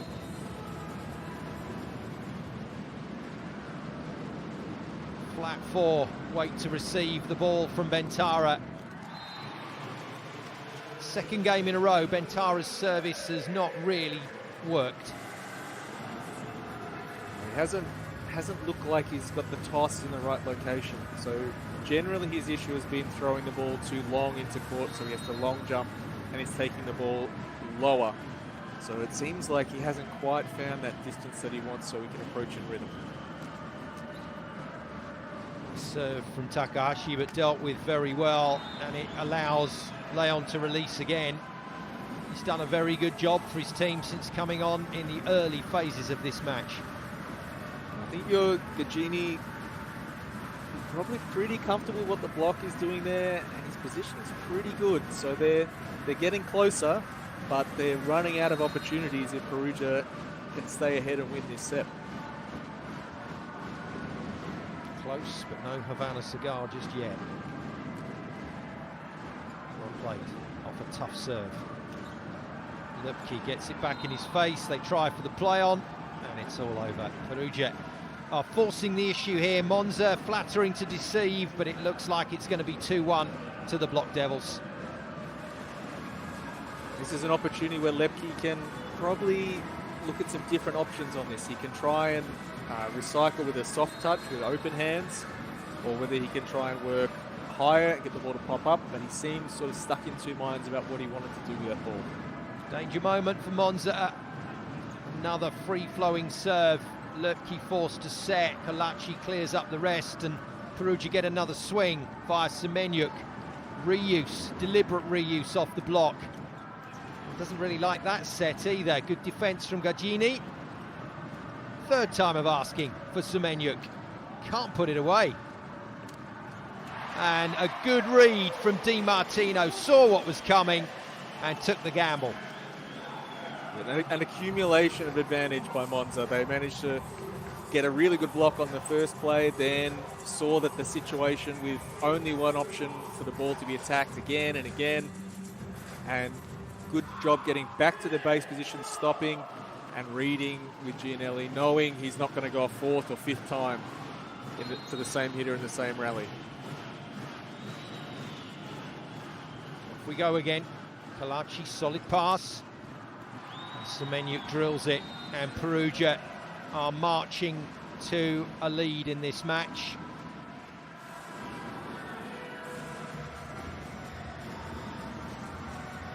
Little discussion there between Mara and Di Martino about who's in that space on defense. Di Martino trying to have an impact on the game, tried on reception, then trying again in defense, but sometimes it's better to just do your job. And those 2 points right now could have been a very big difference in this set for Monza. Russo's played well again today, served well.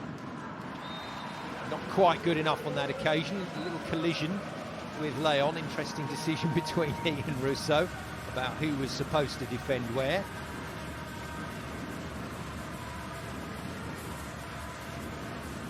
The luxury, though, of 4 set points available.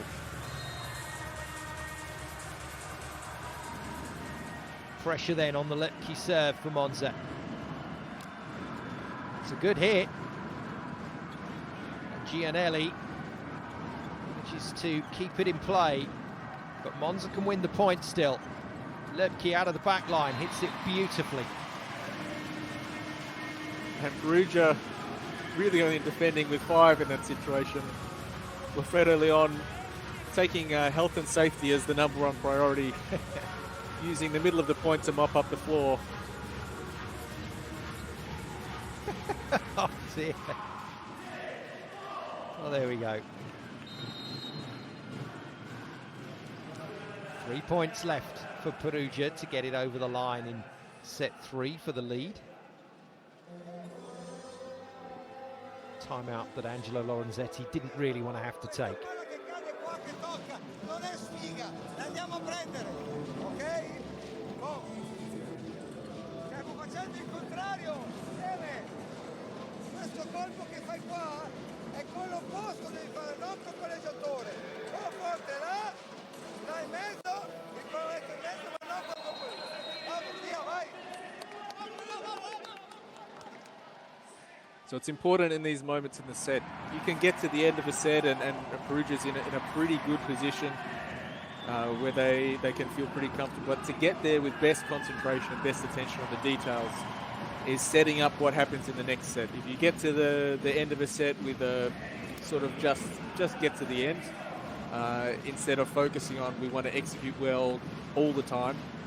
So just a little refocus there. It's my favourite moment, watching Angelo Lorenzetti coach when he looks like a dad exasperated with his teenage sons. Let's see if it's done the trick. Gianelli dragged from the net again. Bentara, though, works it off the block and away. 25-21. And Monza at home now starting to struggle against this Perugia team. Perugia lead by 2-1.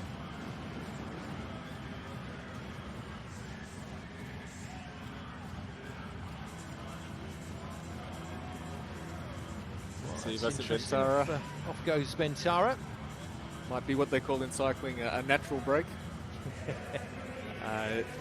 But for him, it's probably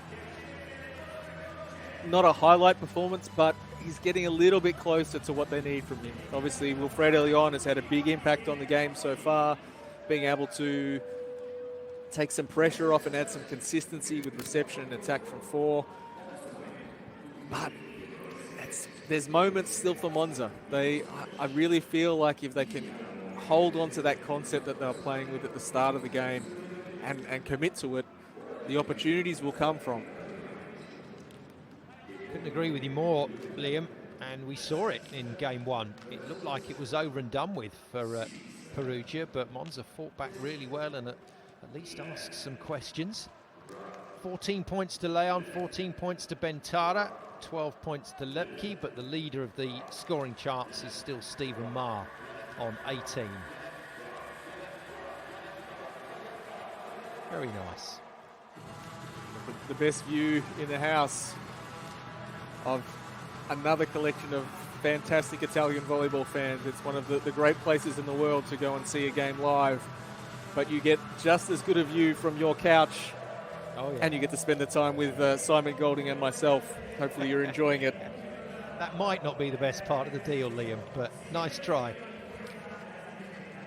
There you go, Taylor. Leon has come on and played very well. And Semenyuk also doing his job, so Plotnitsky happy to wait in the wings for the moment.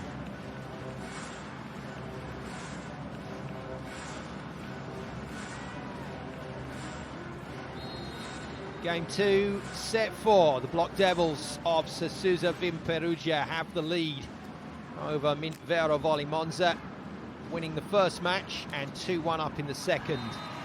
Can Monza muster enough of a comeback here?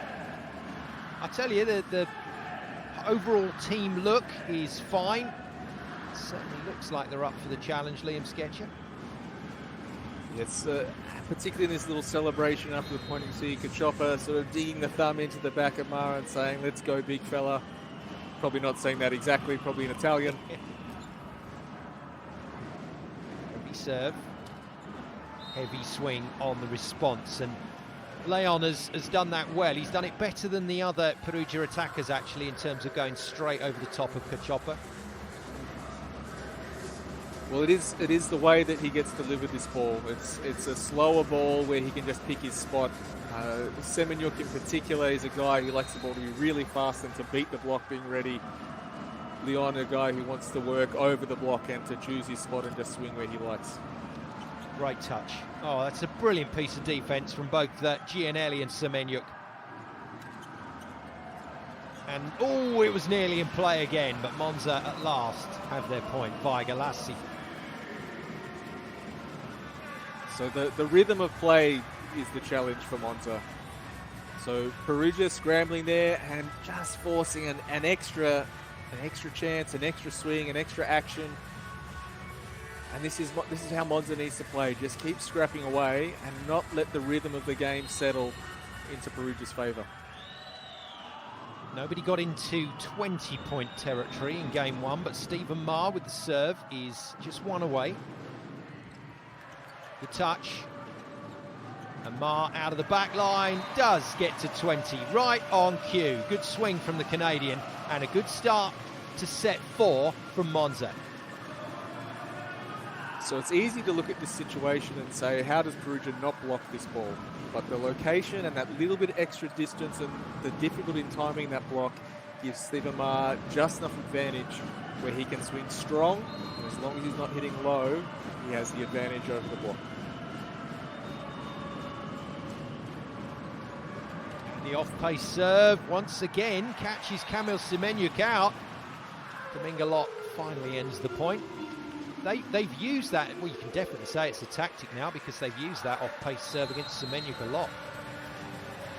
It's the kind of disruption that they need to generate. They can do it with power, you can do it with placement, you can do it with the location. So Monza has to stay with it.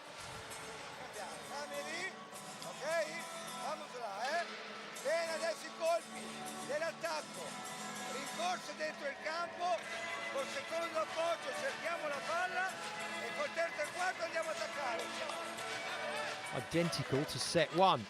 4-1 down. Angelo Lorenzetti opts for an early timeout. And I dare say the message is very similar as well. Calm down, do the simple things well, make sure we're playing our kind of volleyball. It's not about winning it all in the first 3 points of a set.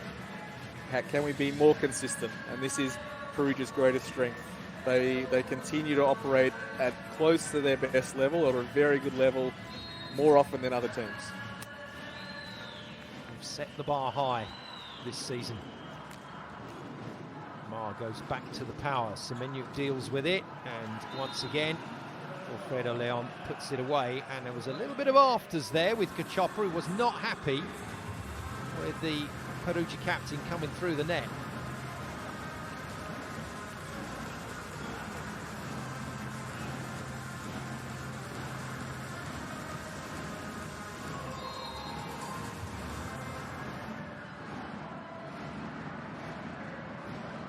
Tara needs to engage at the service line.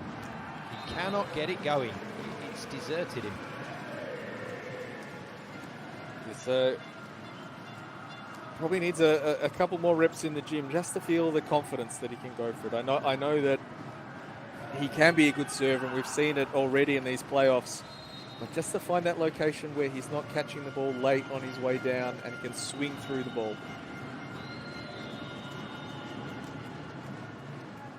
Solid from Galassi, equally so from Leon, and he's just playing for fun right now. Leon takes himself to 17 points in the match, so 3 off the leader mark. And Monza's block and defense is all in 2/3 of the court. They're trying to stop one thing, and Alfredo Leon says, you can try and stop that, but I have other places to go.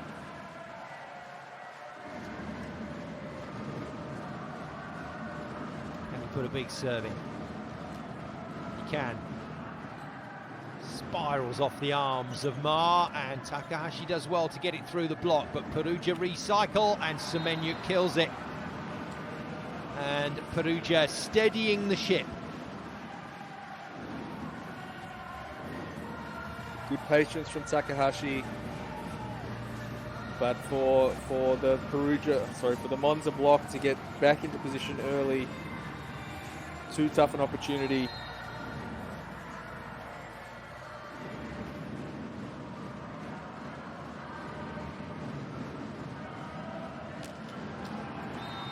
Not this time, but the 1 point on his serve certainly alleviating some of the pressure. It's a 6-4, but they know they've got company.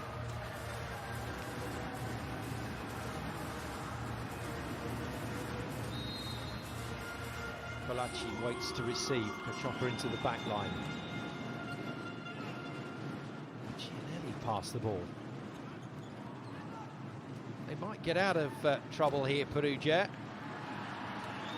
They do. Slightly strange play. Well, it's almost the perfect outcome for Cachopa. Trying to serve into this channel where the setter is trying to move or set up for the play. They're not running straight to the net or straight to their position they want to set the ball, and to get in the area in between the receiver and the moving players in the front row.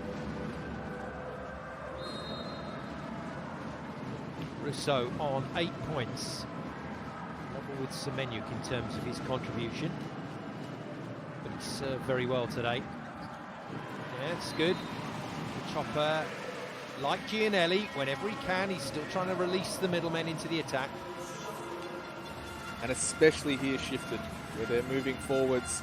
The block is trying to move and find their distance along the net, so their readiness to go vertical and get over the net is diminished. So good awareness of the situation and good readiness from Di Martino.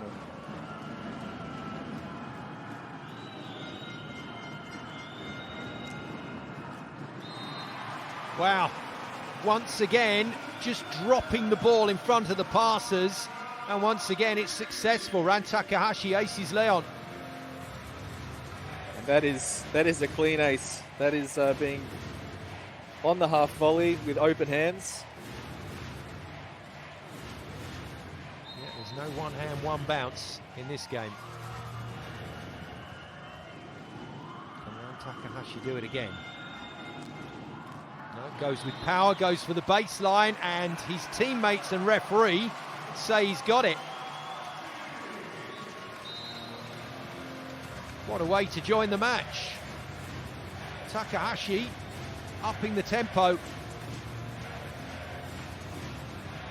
Close enough that there'll be a check from Perugia. But this does also give the time for Takahashi and for Monza to go back and set up what they want to do in the next play. Are they going to go short again? Do they go power again? It's in. Great variation on serve. One short one, one long one, both aces. And Takahashi has pushed his team into the lead again.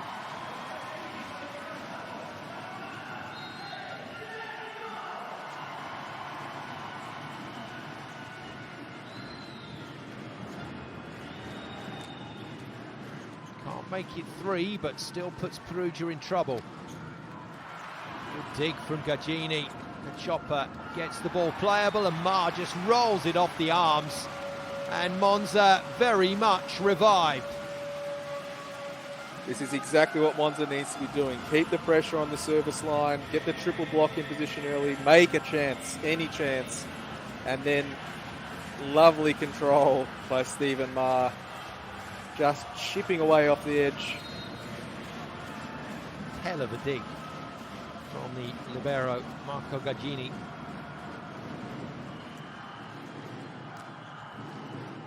Again, serve short on Leon. And Tara gets the situation sorted out. There's a Monza player gone down very heavy. Mars okay. Once more, Chopper getting beaten on his right in position 1. So double block. They know that Bentara's probably going to swing cross. He hasn't had much lock on the line. If Chopper stays wider, that ball will hit him in the chest or hit him on his platform. It's the 3rd time that the ball's beaten him on his right. Perugia managed to end Takahashi's service run.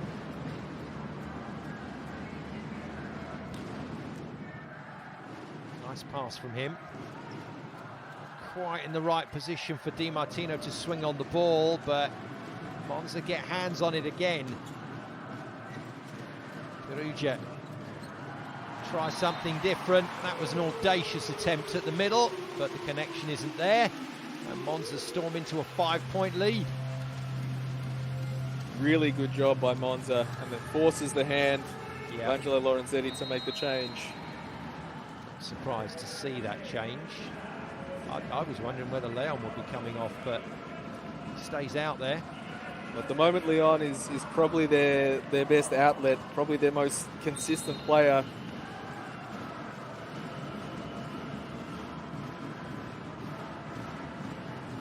So trying to pressure him. Plotnitsky's first swing from the bench, not successful. And once again, the reuse is solid from Monza. And Ma gives it some serious fizz off the block and out. And the home side are running away with set 4 at the moment. And this is exactly the patience that Monza needs to keep showing. Lepke, 2 hands off the block. Galassi makes a touch. Di Martino just bumps it up and lets Stephen Ma go full gas on that swing off the block.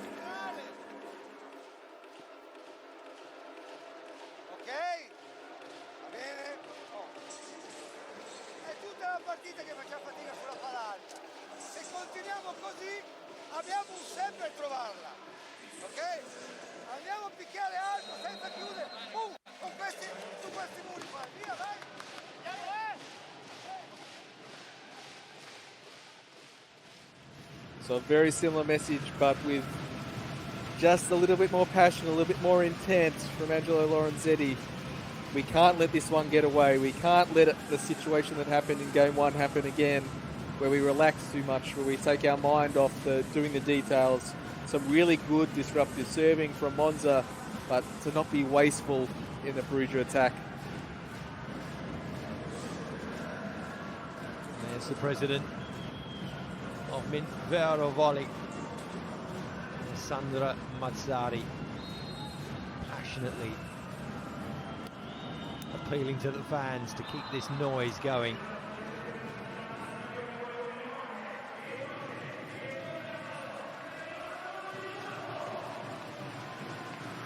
Not quite what Monza wanted, but they have a lead that they can really work with here.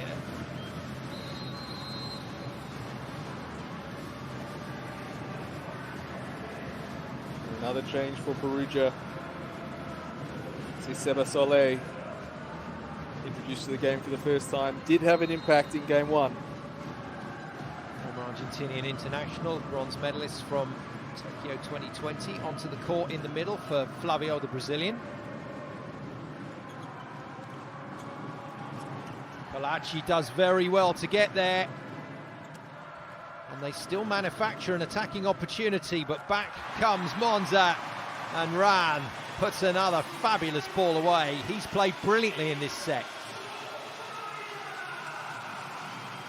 He does this about as well as anyone in the world. He knows from the moment he contacts this ball exactly what rhythm he wants to be on. And the set from Kachopa on the money, just fluid, beautiful volleyball there. It's an absolute peach. 13-7.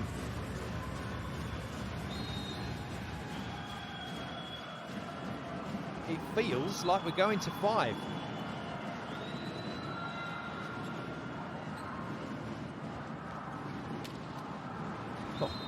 Wow. He's absolutely caned that. Mark did well to get anything on it. It does feel like going to 5 sets is definitely a possibility, but in the words of Murray Walker, with half a set gone, there's half a set to go.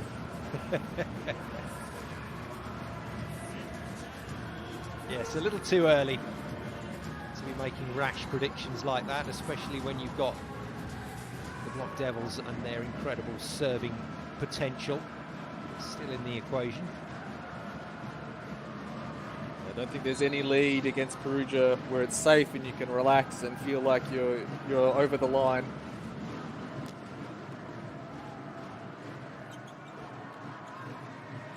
Good defense. Oh, it's a cracking set, falling back from Sole. Gagini once again defending well. And the defender, the libero for Monza, is doing a great job out there at the moment for his team. And they're going to go and look to the video here. He's fighting super hard to make chances and giving his team an opportunity to better the ball. And that lets Stephen Ma stay aggressive. But it's this level of effort and application and desire from Monza to just fight for another opportunity and make Perugia a little bit more uncomfortable. Roberto Russo forced to own up to the touch when the video check was threatened. Ma hammers into the net.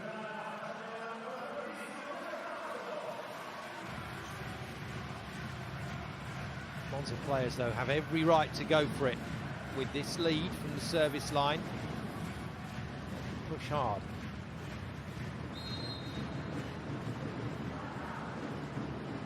Now, Bentara, can he sort his service woes out? No, he can't.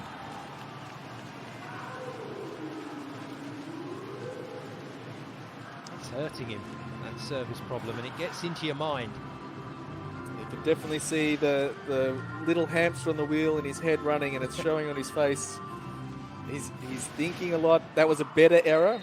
Still an error, but a better error. Conversely, Galassi has served brilliantly today. Right on cue, into the net.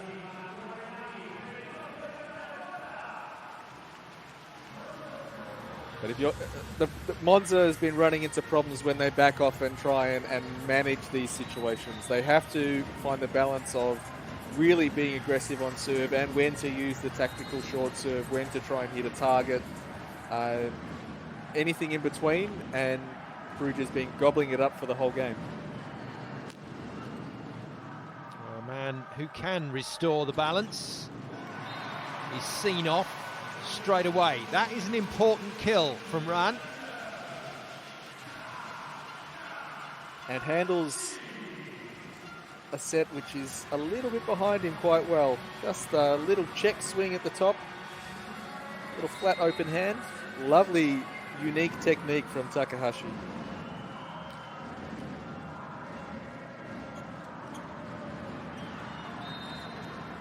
Slightly fortuitous. Russo gets himself another kill. Moves him to 9 points. Stephen Ma still topping the scoring tree, 5 points ahead of his nearest challenger, Leon, on 18. Ma's on 23. Bentara's becalmed on 15. So he's had a pretty sticky time of it over the last set and a half. moment, Perugia not able to recapture the rhythm that took them to the third set. And with Takahashi now at the service line, what is the next tactic? Little huddle at the net from Monza, organising. What are they going to do with this series? Is it another short serve? Is it more power? How are they wanting to attack the Perugia reception? It is off pace. Soleil takes the ball, then takes a rather unconventional set in return. Blockers are going to feast on that all day. And if you're Soleil in this situation, what you're trying to do is not make a big error. He's just trying to hit the ball somewhere near the court or in the court, which gives the block a big advantage. If he's wanting to take some more risk there and work high and try and take an edge, then all of a sudden he becomes a threat. Pass from Plotnitsky. Interesting for Angelo Lorenzetti, Liam, because if this does go to 5, he's tinkered with his rotation. He's got some thinking to do for his starters. I think other than Flavio, this is probably pretty close to who you want to go with. Semenyuk struggled a little bit on reception, and I think you can't take Leon out. You have to roll with the guy who's dominating the game. Good blocking, nice coverage from Ran to keep it recycled. Nearly getting each other's way, Kachopper and Lepke. Good enough. Now this is the moment, these next few minutes, this is where Monza have to be very, very careful in terms of keeping that scoreboard ticking over. They had a great series on break point. They served really well. They were good in transition earlier in the set.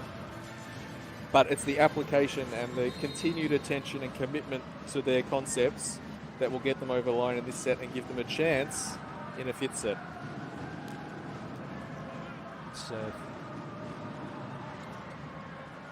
Plotnitsky choosing not to hit the overpass, but to play on, and Gagini manages to make the defensive play, and the block hangs around long enough to get it on the floor, although Monza think there may have been a fault here. Gagini doing a fantastic job. Looking for the pipe in transition once again. And no net touch. Timeout called by Massimo Echele. He knew he was going to have to at some point.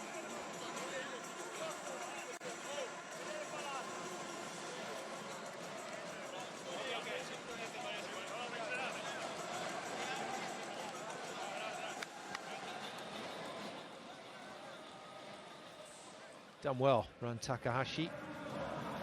He's been responsible largely for this recovery from the Monza team. He's taken himself to 9 points. Mars on 24 now. And that has been pretty consistent throughout the game in terms of the efficiency ratings.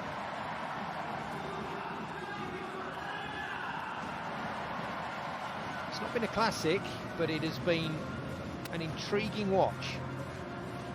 Intriguing is a great word to describe it. There's been backwards and forwards and changes from both sides, but the rhythm and tempo of the game and the backwards and forwards, the ebbs and flows, that's been a really interesting watch from where I'm sitting.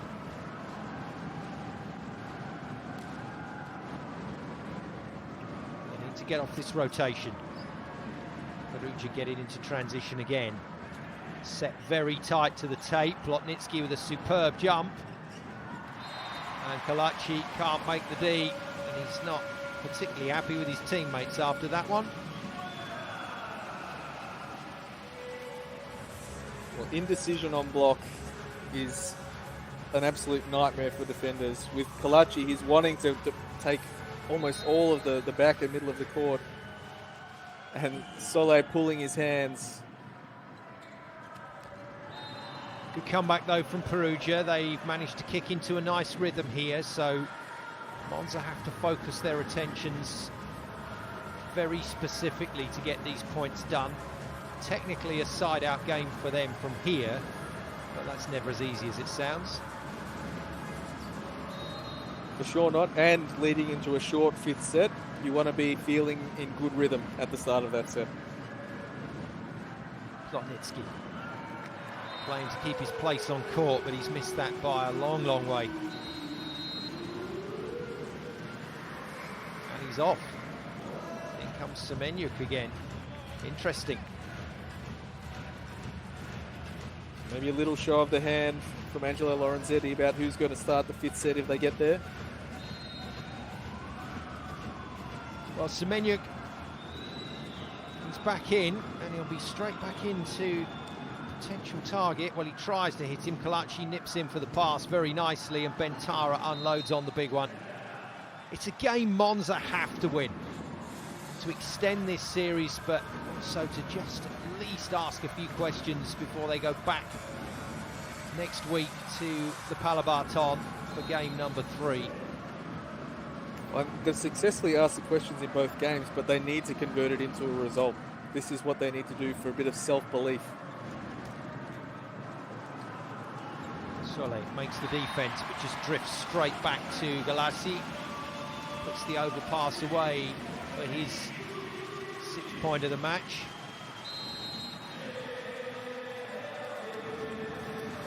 And it's self-belief, not just in that they can do it, but that in how they're going to do it. That the way that they want to play will work, as long as they can stick with it. It's the old 1-2. Comes the double substitution, so Schwartz will play across the front line. Kuchopa is out. And similarly, here comes Petar Vizic, back line for Eric Lebke.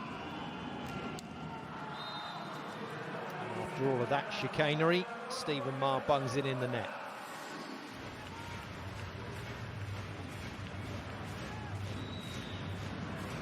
He's done well tonight. Well, it's been a good return to form after game 1. And that really frees up the other players to do what they do well, particularly Takahashi. He can play a very different role when Maher is scoring. Now Bentara back to the serving nightmare, and the nightmare continues, and he's had a real shout at himself after that one. He's completely lost his way. And Lorenzetti might have been tempted to throw Tim Held in for that serve, but no. Well, he knows that he's going to have to use Bentara to serve at some point. He's trusting him to play through it, to give him some simple, quick feedback, one little thing to focus on. But yes, he's having a torrid night from the service line. Not so bad from the backcourt though. Bentara making the kill look pretty easy.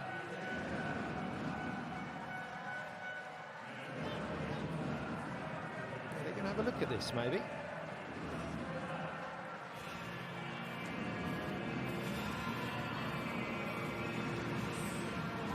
Take a look at the 3-meter line. Yeah, replay. Zorzi, who was in commentary on the Coppa Italia with Clayton Lucas earlier this season, said that checkered extension of the 3-meter line was down to him because he was stepping outside the court and leaping into hit, so they had to extend the line to see that whether the attack fault was there. And that's what the question is about. They're pretty convinced, Monza, that Bentara has transgressed. Must take off from behind the line as the backcourt player and then land in front after you've hit it. And it is right on the line again. So it's a second line call of success on the video challenge for Monza. And on the replay you can see Angelo Lorenzetti. He would have known. He was already looking down, checking the foot. He had some feeling before the ball had even got there that Bentara was going to be too close. He's out. In comes Herrera. So a little bit of protection for Bentara. This is basically Lorenzetti saying, okay, set's done. Let's get some thinking. Let's get Bentara's head back in gear. And in comes the Cuban, the left-handed Cuban, Herrera. So after all that time, the serve's out. Sorry, Liam. My mistake. I did mention there might be some fireworks later, and if you're looking for fireworks, one of the first places you want to look for is Herrera. He never dies wondering on any ball. Fantastic show. So, probably last chance saloon for Perugia with Wilfredo Leon at the service line. 2 side outs, and Monza have dragged this game kicking and screaming into a 5th, and it's a great kill. Ran Takahashi goes to double figures to join Lepke, Bentara, Leon and Ma. Well played, Visic. Yeah, that's another ball from him. We've seen it a couple of times tonight. His ability to deliver a really good ball to position 4 from all manner of different situations off the net. Great job. Well played, you're off. Time for the double substitution to be reversed. Oh, and a little bit more into the bargain as well. Nik Mujanovic, the young Slovenian star, is on for blocking height. Good dig from Gagini. Oh, and Lepke just runs out of room. Just a little bit too rushed, not able to get his feet stopped and momentum going back in the same direction, or in the right direction, sorry. So jumping backwards, and when the ball comes into the window, it's just that little bit too low. But now, multiple chances on side out for Monza to take this 4th set and an opportunity to win it in 5. Also into play, Gagini, good pass. Not a great set from Cacioppa, but a truly heroic swing from the hero of the set 4. It is Ran Takahashi with the kill, and it's Monza who force it into a tiebreaker. Yeah, another situation where Takahashi's awareness of where the ball is in his hitting window and how to control the speed and contact point on his swing shows why he's so highly rated. But you've hit the nail on the head there, Simon. Takahashi in this set showed all facets of the game. He was great on serve, he defended well, he managed to attack well. About the only thing he didn't get was a block, but a really important impact as we see everything leveled up at 2 sets apiece, and gives Monza a little sniff at a home win and levelling the series. 2 captains get together. Wilfredo Leon has had a role to play tonight, but Toma Biretta has not been on the court at all, the Monza captain, so they toss to decide who does what at the start of this race to 15 points. And if Mimp Vero Volley Monza can keep doing what they're doing right now, Liam, they have a real chance. Well, what they've done is they've managed to force Perugia to play the game the way that they want it to be played, a little bit more often and a little bit longer than anyone else has in the playoffs so far. So this is the game. Can they keep Perugia from feeling comfortable and in rhythm? And can they find those ways to keep the tempo of the game, the rhythms of the game in the way that they want it to be played?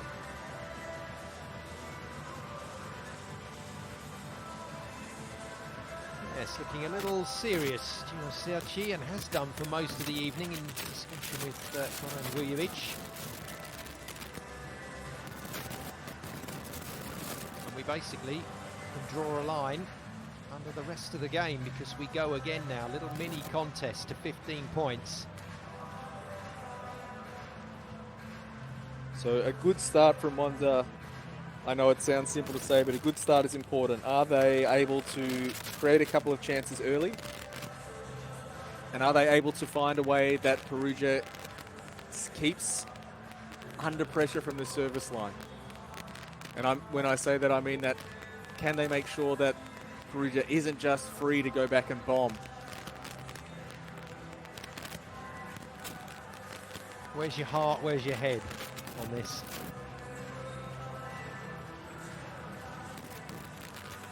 That's a really tough call. I'd love to see Monza get up in this 5th set. I've been impressed with how they've applied themselves to this game, and they haven't given up. They've kept trying to find ways to play the game that they wanted. But if that man on screen right there gets on a roll in this short set, he can really tear a team apart. So there we go. Heart says Monza to extend the series. Head says Perugia, because they've just been so good all season. And in clutch moments like this, they've stepped it up, and they do it again. Away from home, in front of a jubilant Monza crowd who are delighted to see this match taken into a fifth set, but this is still a big test for the home side, but they need this. They desperately need this. In the context of this Scudetto final, Monza need the win. And it's a huge 15 or so minutes of volleyball about to start.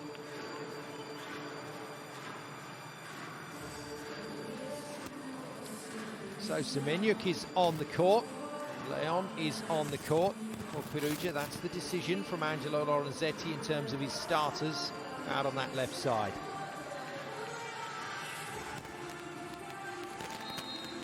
Away we go with the shootout to 15 points. It's the tiebreaker to decide game 2 in the 2024 Scudetto men's final. And Eric Lütke balloons it over the baseline on point 1. Well, he has been probably the strongest server, not always the most effective, but been able to generate the best effect with power in this game. Ran Takahashi waits to receive. He's been brilliant in terms of bringing Monza back into the contest. But the contest could get very tricky if Leon gets the ball in. He doesn't. That will be a huge sigh of relief going right around this Oppiquad arena. And Monza, you have to look at it as an opportunity. Now we have a chance to serve again and be aggressive again with no damage done on the Leon serve. Well, as you would expect, the tension is high. That can sometimes get to the old serving shoulder. And a fair few been missed already. Simoakili has engineered a nice comeback here for his team. But can they hang on? Perugia then in the red. This is Suzavin Perugia who lead the series by a game to 0. Against the team in blue, Vero Volley Monza at home here in the Oppiquad arena. Desperate for the win. And that is sweet. Little change up there to bring Lütke out of the middle back. Different look, different outcome. And when you can have this variation in where the back row hitter is going, really good choice there by Cacioppa, and waiting, holding on to that card until almost the last roll of the dice to play it. Galassi, another dangerous server. Perugia have to be careful here, and he's forced them out of system. Bentara goes off pace to try and find either the block or the baseline, and he thinks he's got a piece of the blocker's fingers here. I think he's a little bit optimistic. Not a lot of support from his teammates. Literally the lone voice in the arena.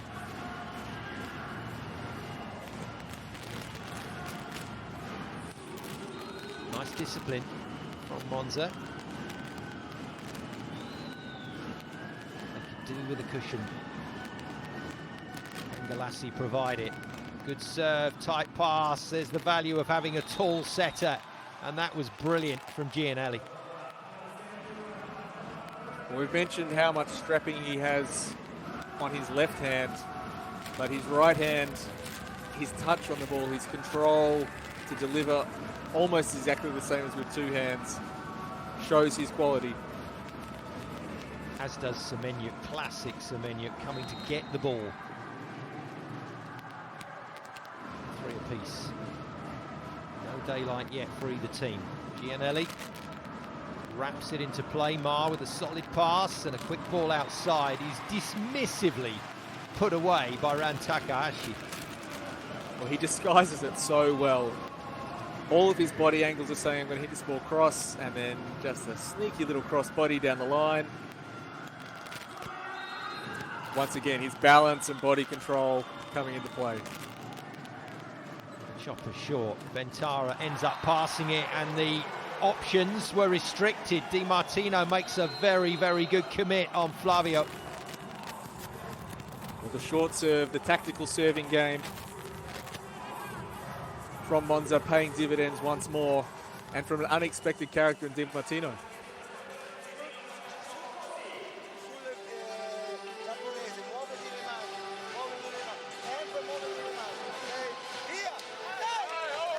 Pretty dramatic slide from grace for this Perugia team from the early points in set 4, and they've not recovered. And credit to Monza for being able to get the game to be played more on their terms by using some variation in their tactics. Kachopa there on the short serve previously. Now he has some options to go somewhere else. Does he attack the receivers? Does he try and get the ball onto the arms of the receiver in one? Flavio passes, pipe hit is demolished by Leon, so that particular rotation is seen off by Perugia, but an early warning shot fired by Monza. And a very important break point, because as the clock counts down with the number of points left to play in this set, you'd like to have that little bit of a cushion. You don't want to have to wait for one moment for the game to be decided. If you can give yourself a little bit of breathing room if you're Monza, it allows them to stay aggressive. Good pass, Gini. Nice touches from Perugia. It's coming back as a free ball though. Good take from Ran Takahashi, gets the return and just pokes it right off of the hands of Leon. And that's playing with awareness of what happens when he takes this first contact. Everyone's expecting that Gagini's going to take the ball, so when Takahashi steps in, the block reacts completely differently, and then he has a one-on-one against Leon with the advantage of Leon arriving late. Beautiful set from Kachopa. Ran joins Lepke on 13 points apiece. Heavy serve as well. He has been the difference between the two teams over the last set and a half. And that's out. Or is it in? Sorry. Leon, big swing. Lorenzetti thinking things through. Was I right in the first place? I think you might have been. Yeah, there we go. It was a hitting error. 3-point lead. Now, if Ran Takahashi keeps playing like this, if Stephen Ma can get back into the scoring as well, Monza in good shape here. Great read on Flavio again. Bentara, 3 men on him. Strokes it past the block and off the hands of Gagini. And another break point for Monza. The 1-point gap has become a 2-point gap. So one more break point the next time they get a chance to serve. Leaves with a pretty good little gap in the 5th set.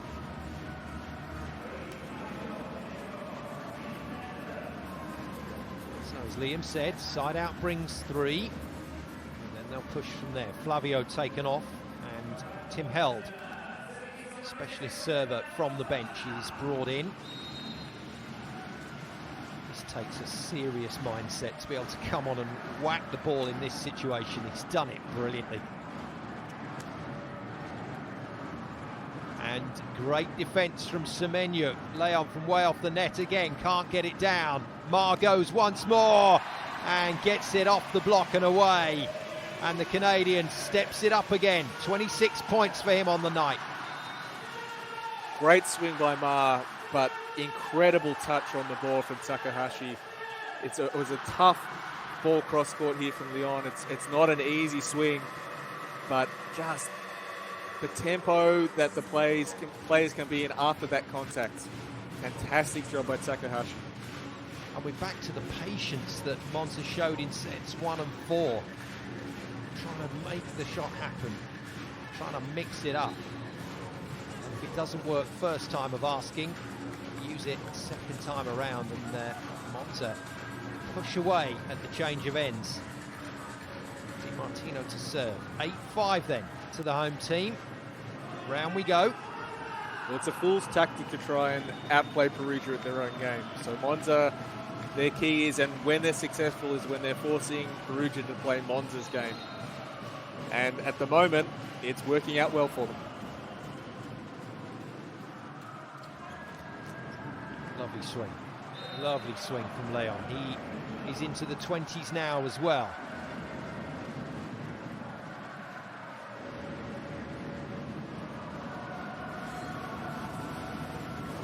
So it's a little situation that happened in the last game with Lepke wanting to stay a little bit too long for the first tempo and pipe.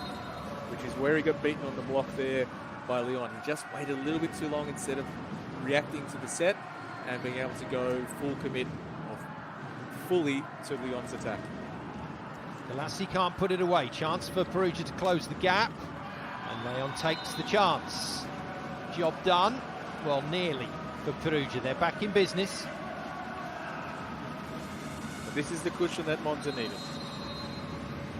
They had that 2-point gap, and then all of a sudden it's a 3-point gap. It comes back to 1. And they can take a break, reset, and then in the back half of the set where they can really push in these last few moments.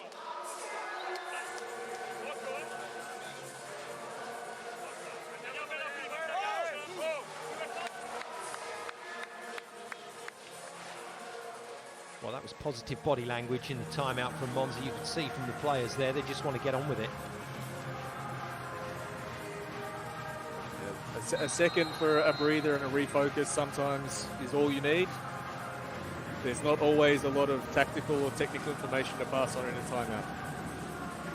There's your leader in the scoring charts, Stephen Maher on 26, but Leon, what a return to the court, what a return to form for him after a long time out with injury. 22 points from the Perugia captain. Oh, I almost don't want to look. Bentara to serve. Takes it off the tape and in. Maher, ball behind him, but hits an absolute screamer down the line. And it shows the confidence and rhythm that Stephen Maher has today, that it evaded him in game 1, even with the ball not exactly where he wants it. Really good control to let it drift past the block and still swing strong down the line. And Monza back to that important 2-point buffer. And you said it, dirty boxing match. He nearly took Bentara's head off. And Lurkey continues to contribute from the serve line, and a great piece of defence as well from Gugini. Lurkey can't quite get it down, but Perugia in a bit of a mess here. Fortunately, Captain Fantastic is on hand. Well, a little bit of a mess, but the cleaner, Wilfredo Leon. Oh, that ball on the tape could have gone anywhere. I love it. I love Gianelli asking why Semenya isn't already there mid-rally. Brilliant. So no damage from the Leon serve. The first opportunity in this 5th set. Now gets his second chance. Oh, wow. Cometh the hour, cometh the man. And Wilfredo Leon is back to near his best. That's huge. This is a big clutch play. Going full aggression on the small space on the line next to Maher. Scores level. And that would have stung. Maher caught that right on the end of his arm and his thumb, and it's pinged him.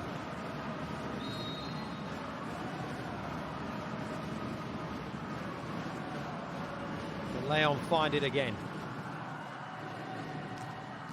Wow. They need this point, Monza. And they can't get it at the moment. Although Maher is happy to contribute his 28th point of the game off 1 foot, if you please. Fantastic patience from Monza. Long ball to Lepke, really good cover by Gugini. And a nice fast ball, double hand cover, and a one-handed approach by any means necessary. Monza with the narrowest of margins, and an immense effort tonight from Stephen Maher. He's having a cracking game, as is that man. They're your 2 top scorers, 28 for Maher, 24 for Leon. And as soon as that whistle went, he had an idea it might be him for the bench. In comes Plotnitsky then, just going to try and shore up the pass and the defence with Plotnitsky entering the fray. The Chopper's loving it.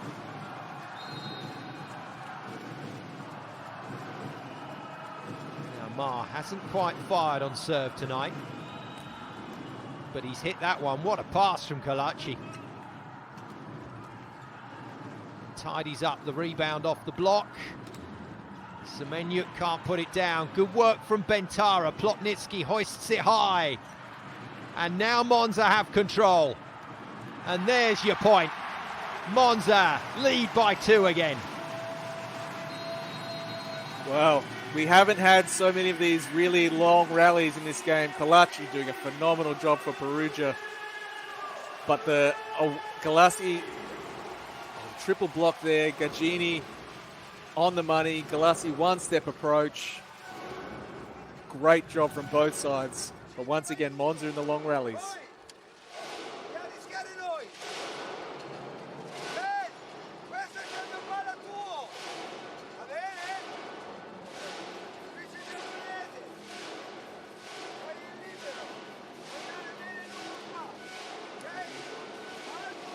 And the Icelandic clap ringing around the Oppi Quad Arena. Great contribution from the crowd, but it's usually done in celebration of a victory. Let's hope they've not gone too early on that.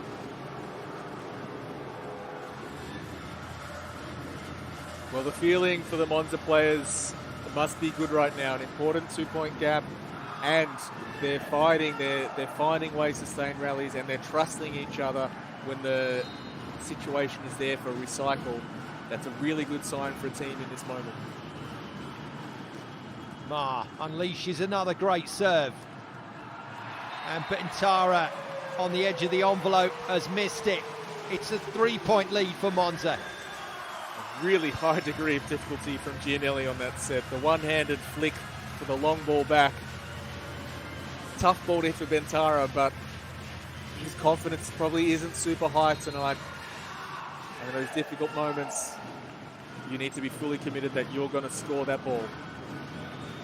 Monza push again. A little bit of luck off the net tape. It's tight, and Semenyuk is roofed. Schwartz into the action along with Visic on the double substitution, and tonight the double sub Liam has worked a treat just about every time. Well, they've used those players in a different way. Visic has been doing a really good job of just letting his hitters have a good ball to work with, and now we see Schwartz being a physical presence at the net and backing up Ma from the service line. 2 points away from the victory, Monza. A victory they so desperately need to keep this match alive and at least force the tie to four games. Huge run from Stephen Ma, but the job is done, at least the first half of it for Monza, and it's side outs from here. 2 of them gets them the win.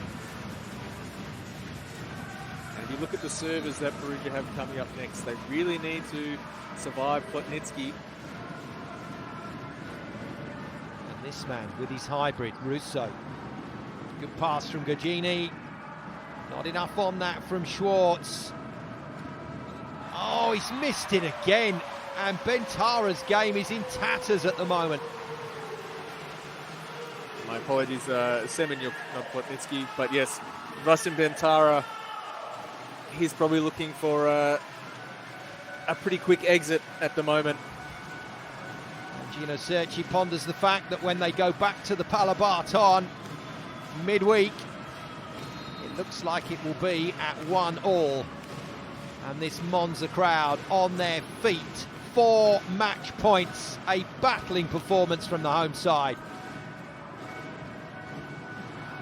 Not to be on that occasion. Galassi's contribution is over. He departs from the court, but he's had another solid night. And there's the president. She's been on her feet most of the night, actually, Alessandra Mazzari. So, double sub reversed. Back on comes Cacioppa. Just checking his rotation. And in a very, very rare moment, Francesco Eleni has put his laptop down. If you know him, you know that's a very rare moment indeed. So big things happening on the Monza bench. Love but it. Still 1 point to win. Here we go. Gianelli whips it into play. Good pass from Ran. Gets the return ball and whacks it off the Perugia block. Monza record an amazing win at home. Back from 2-1 down to take it in 5.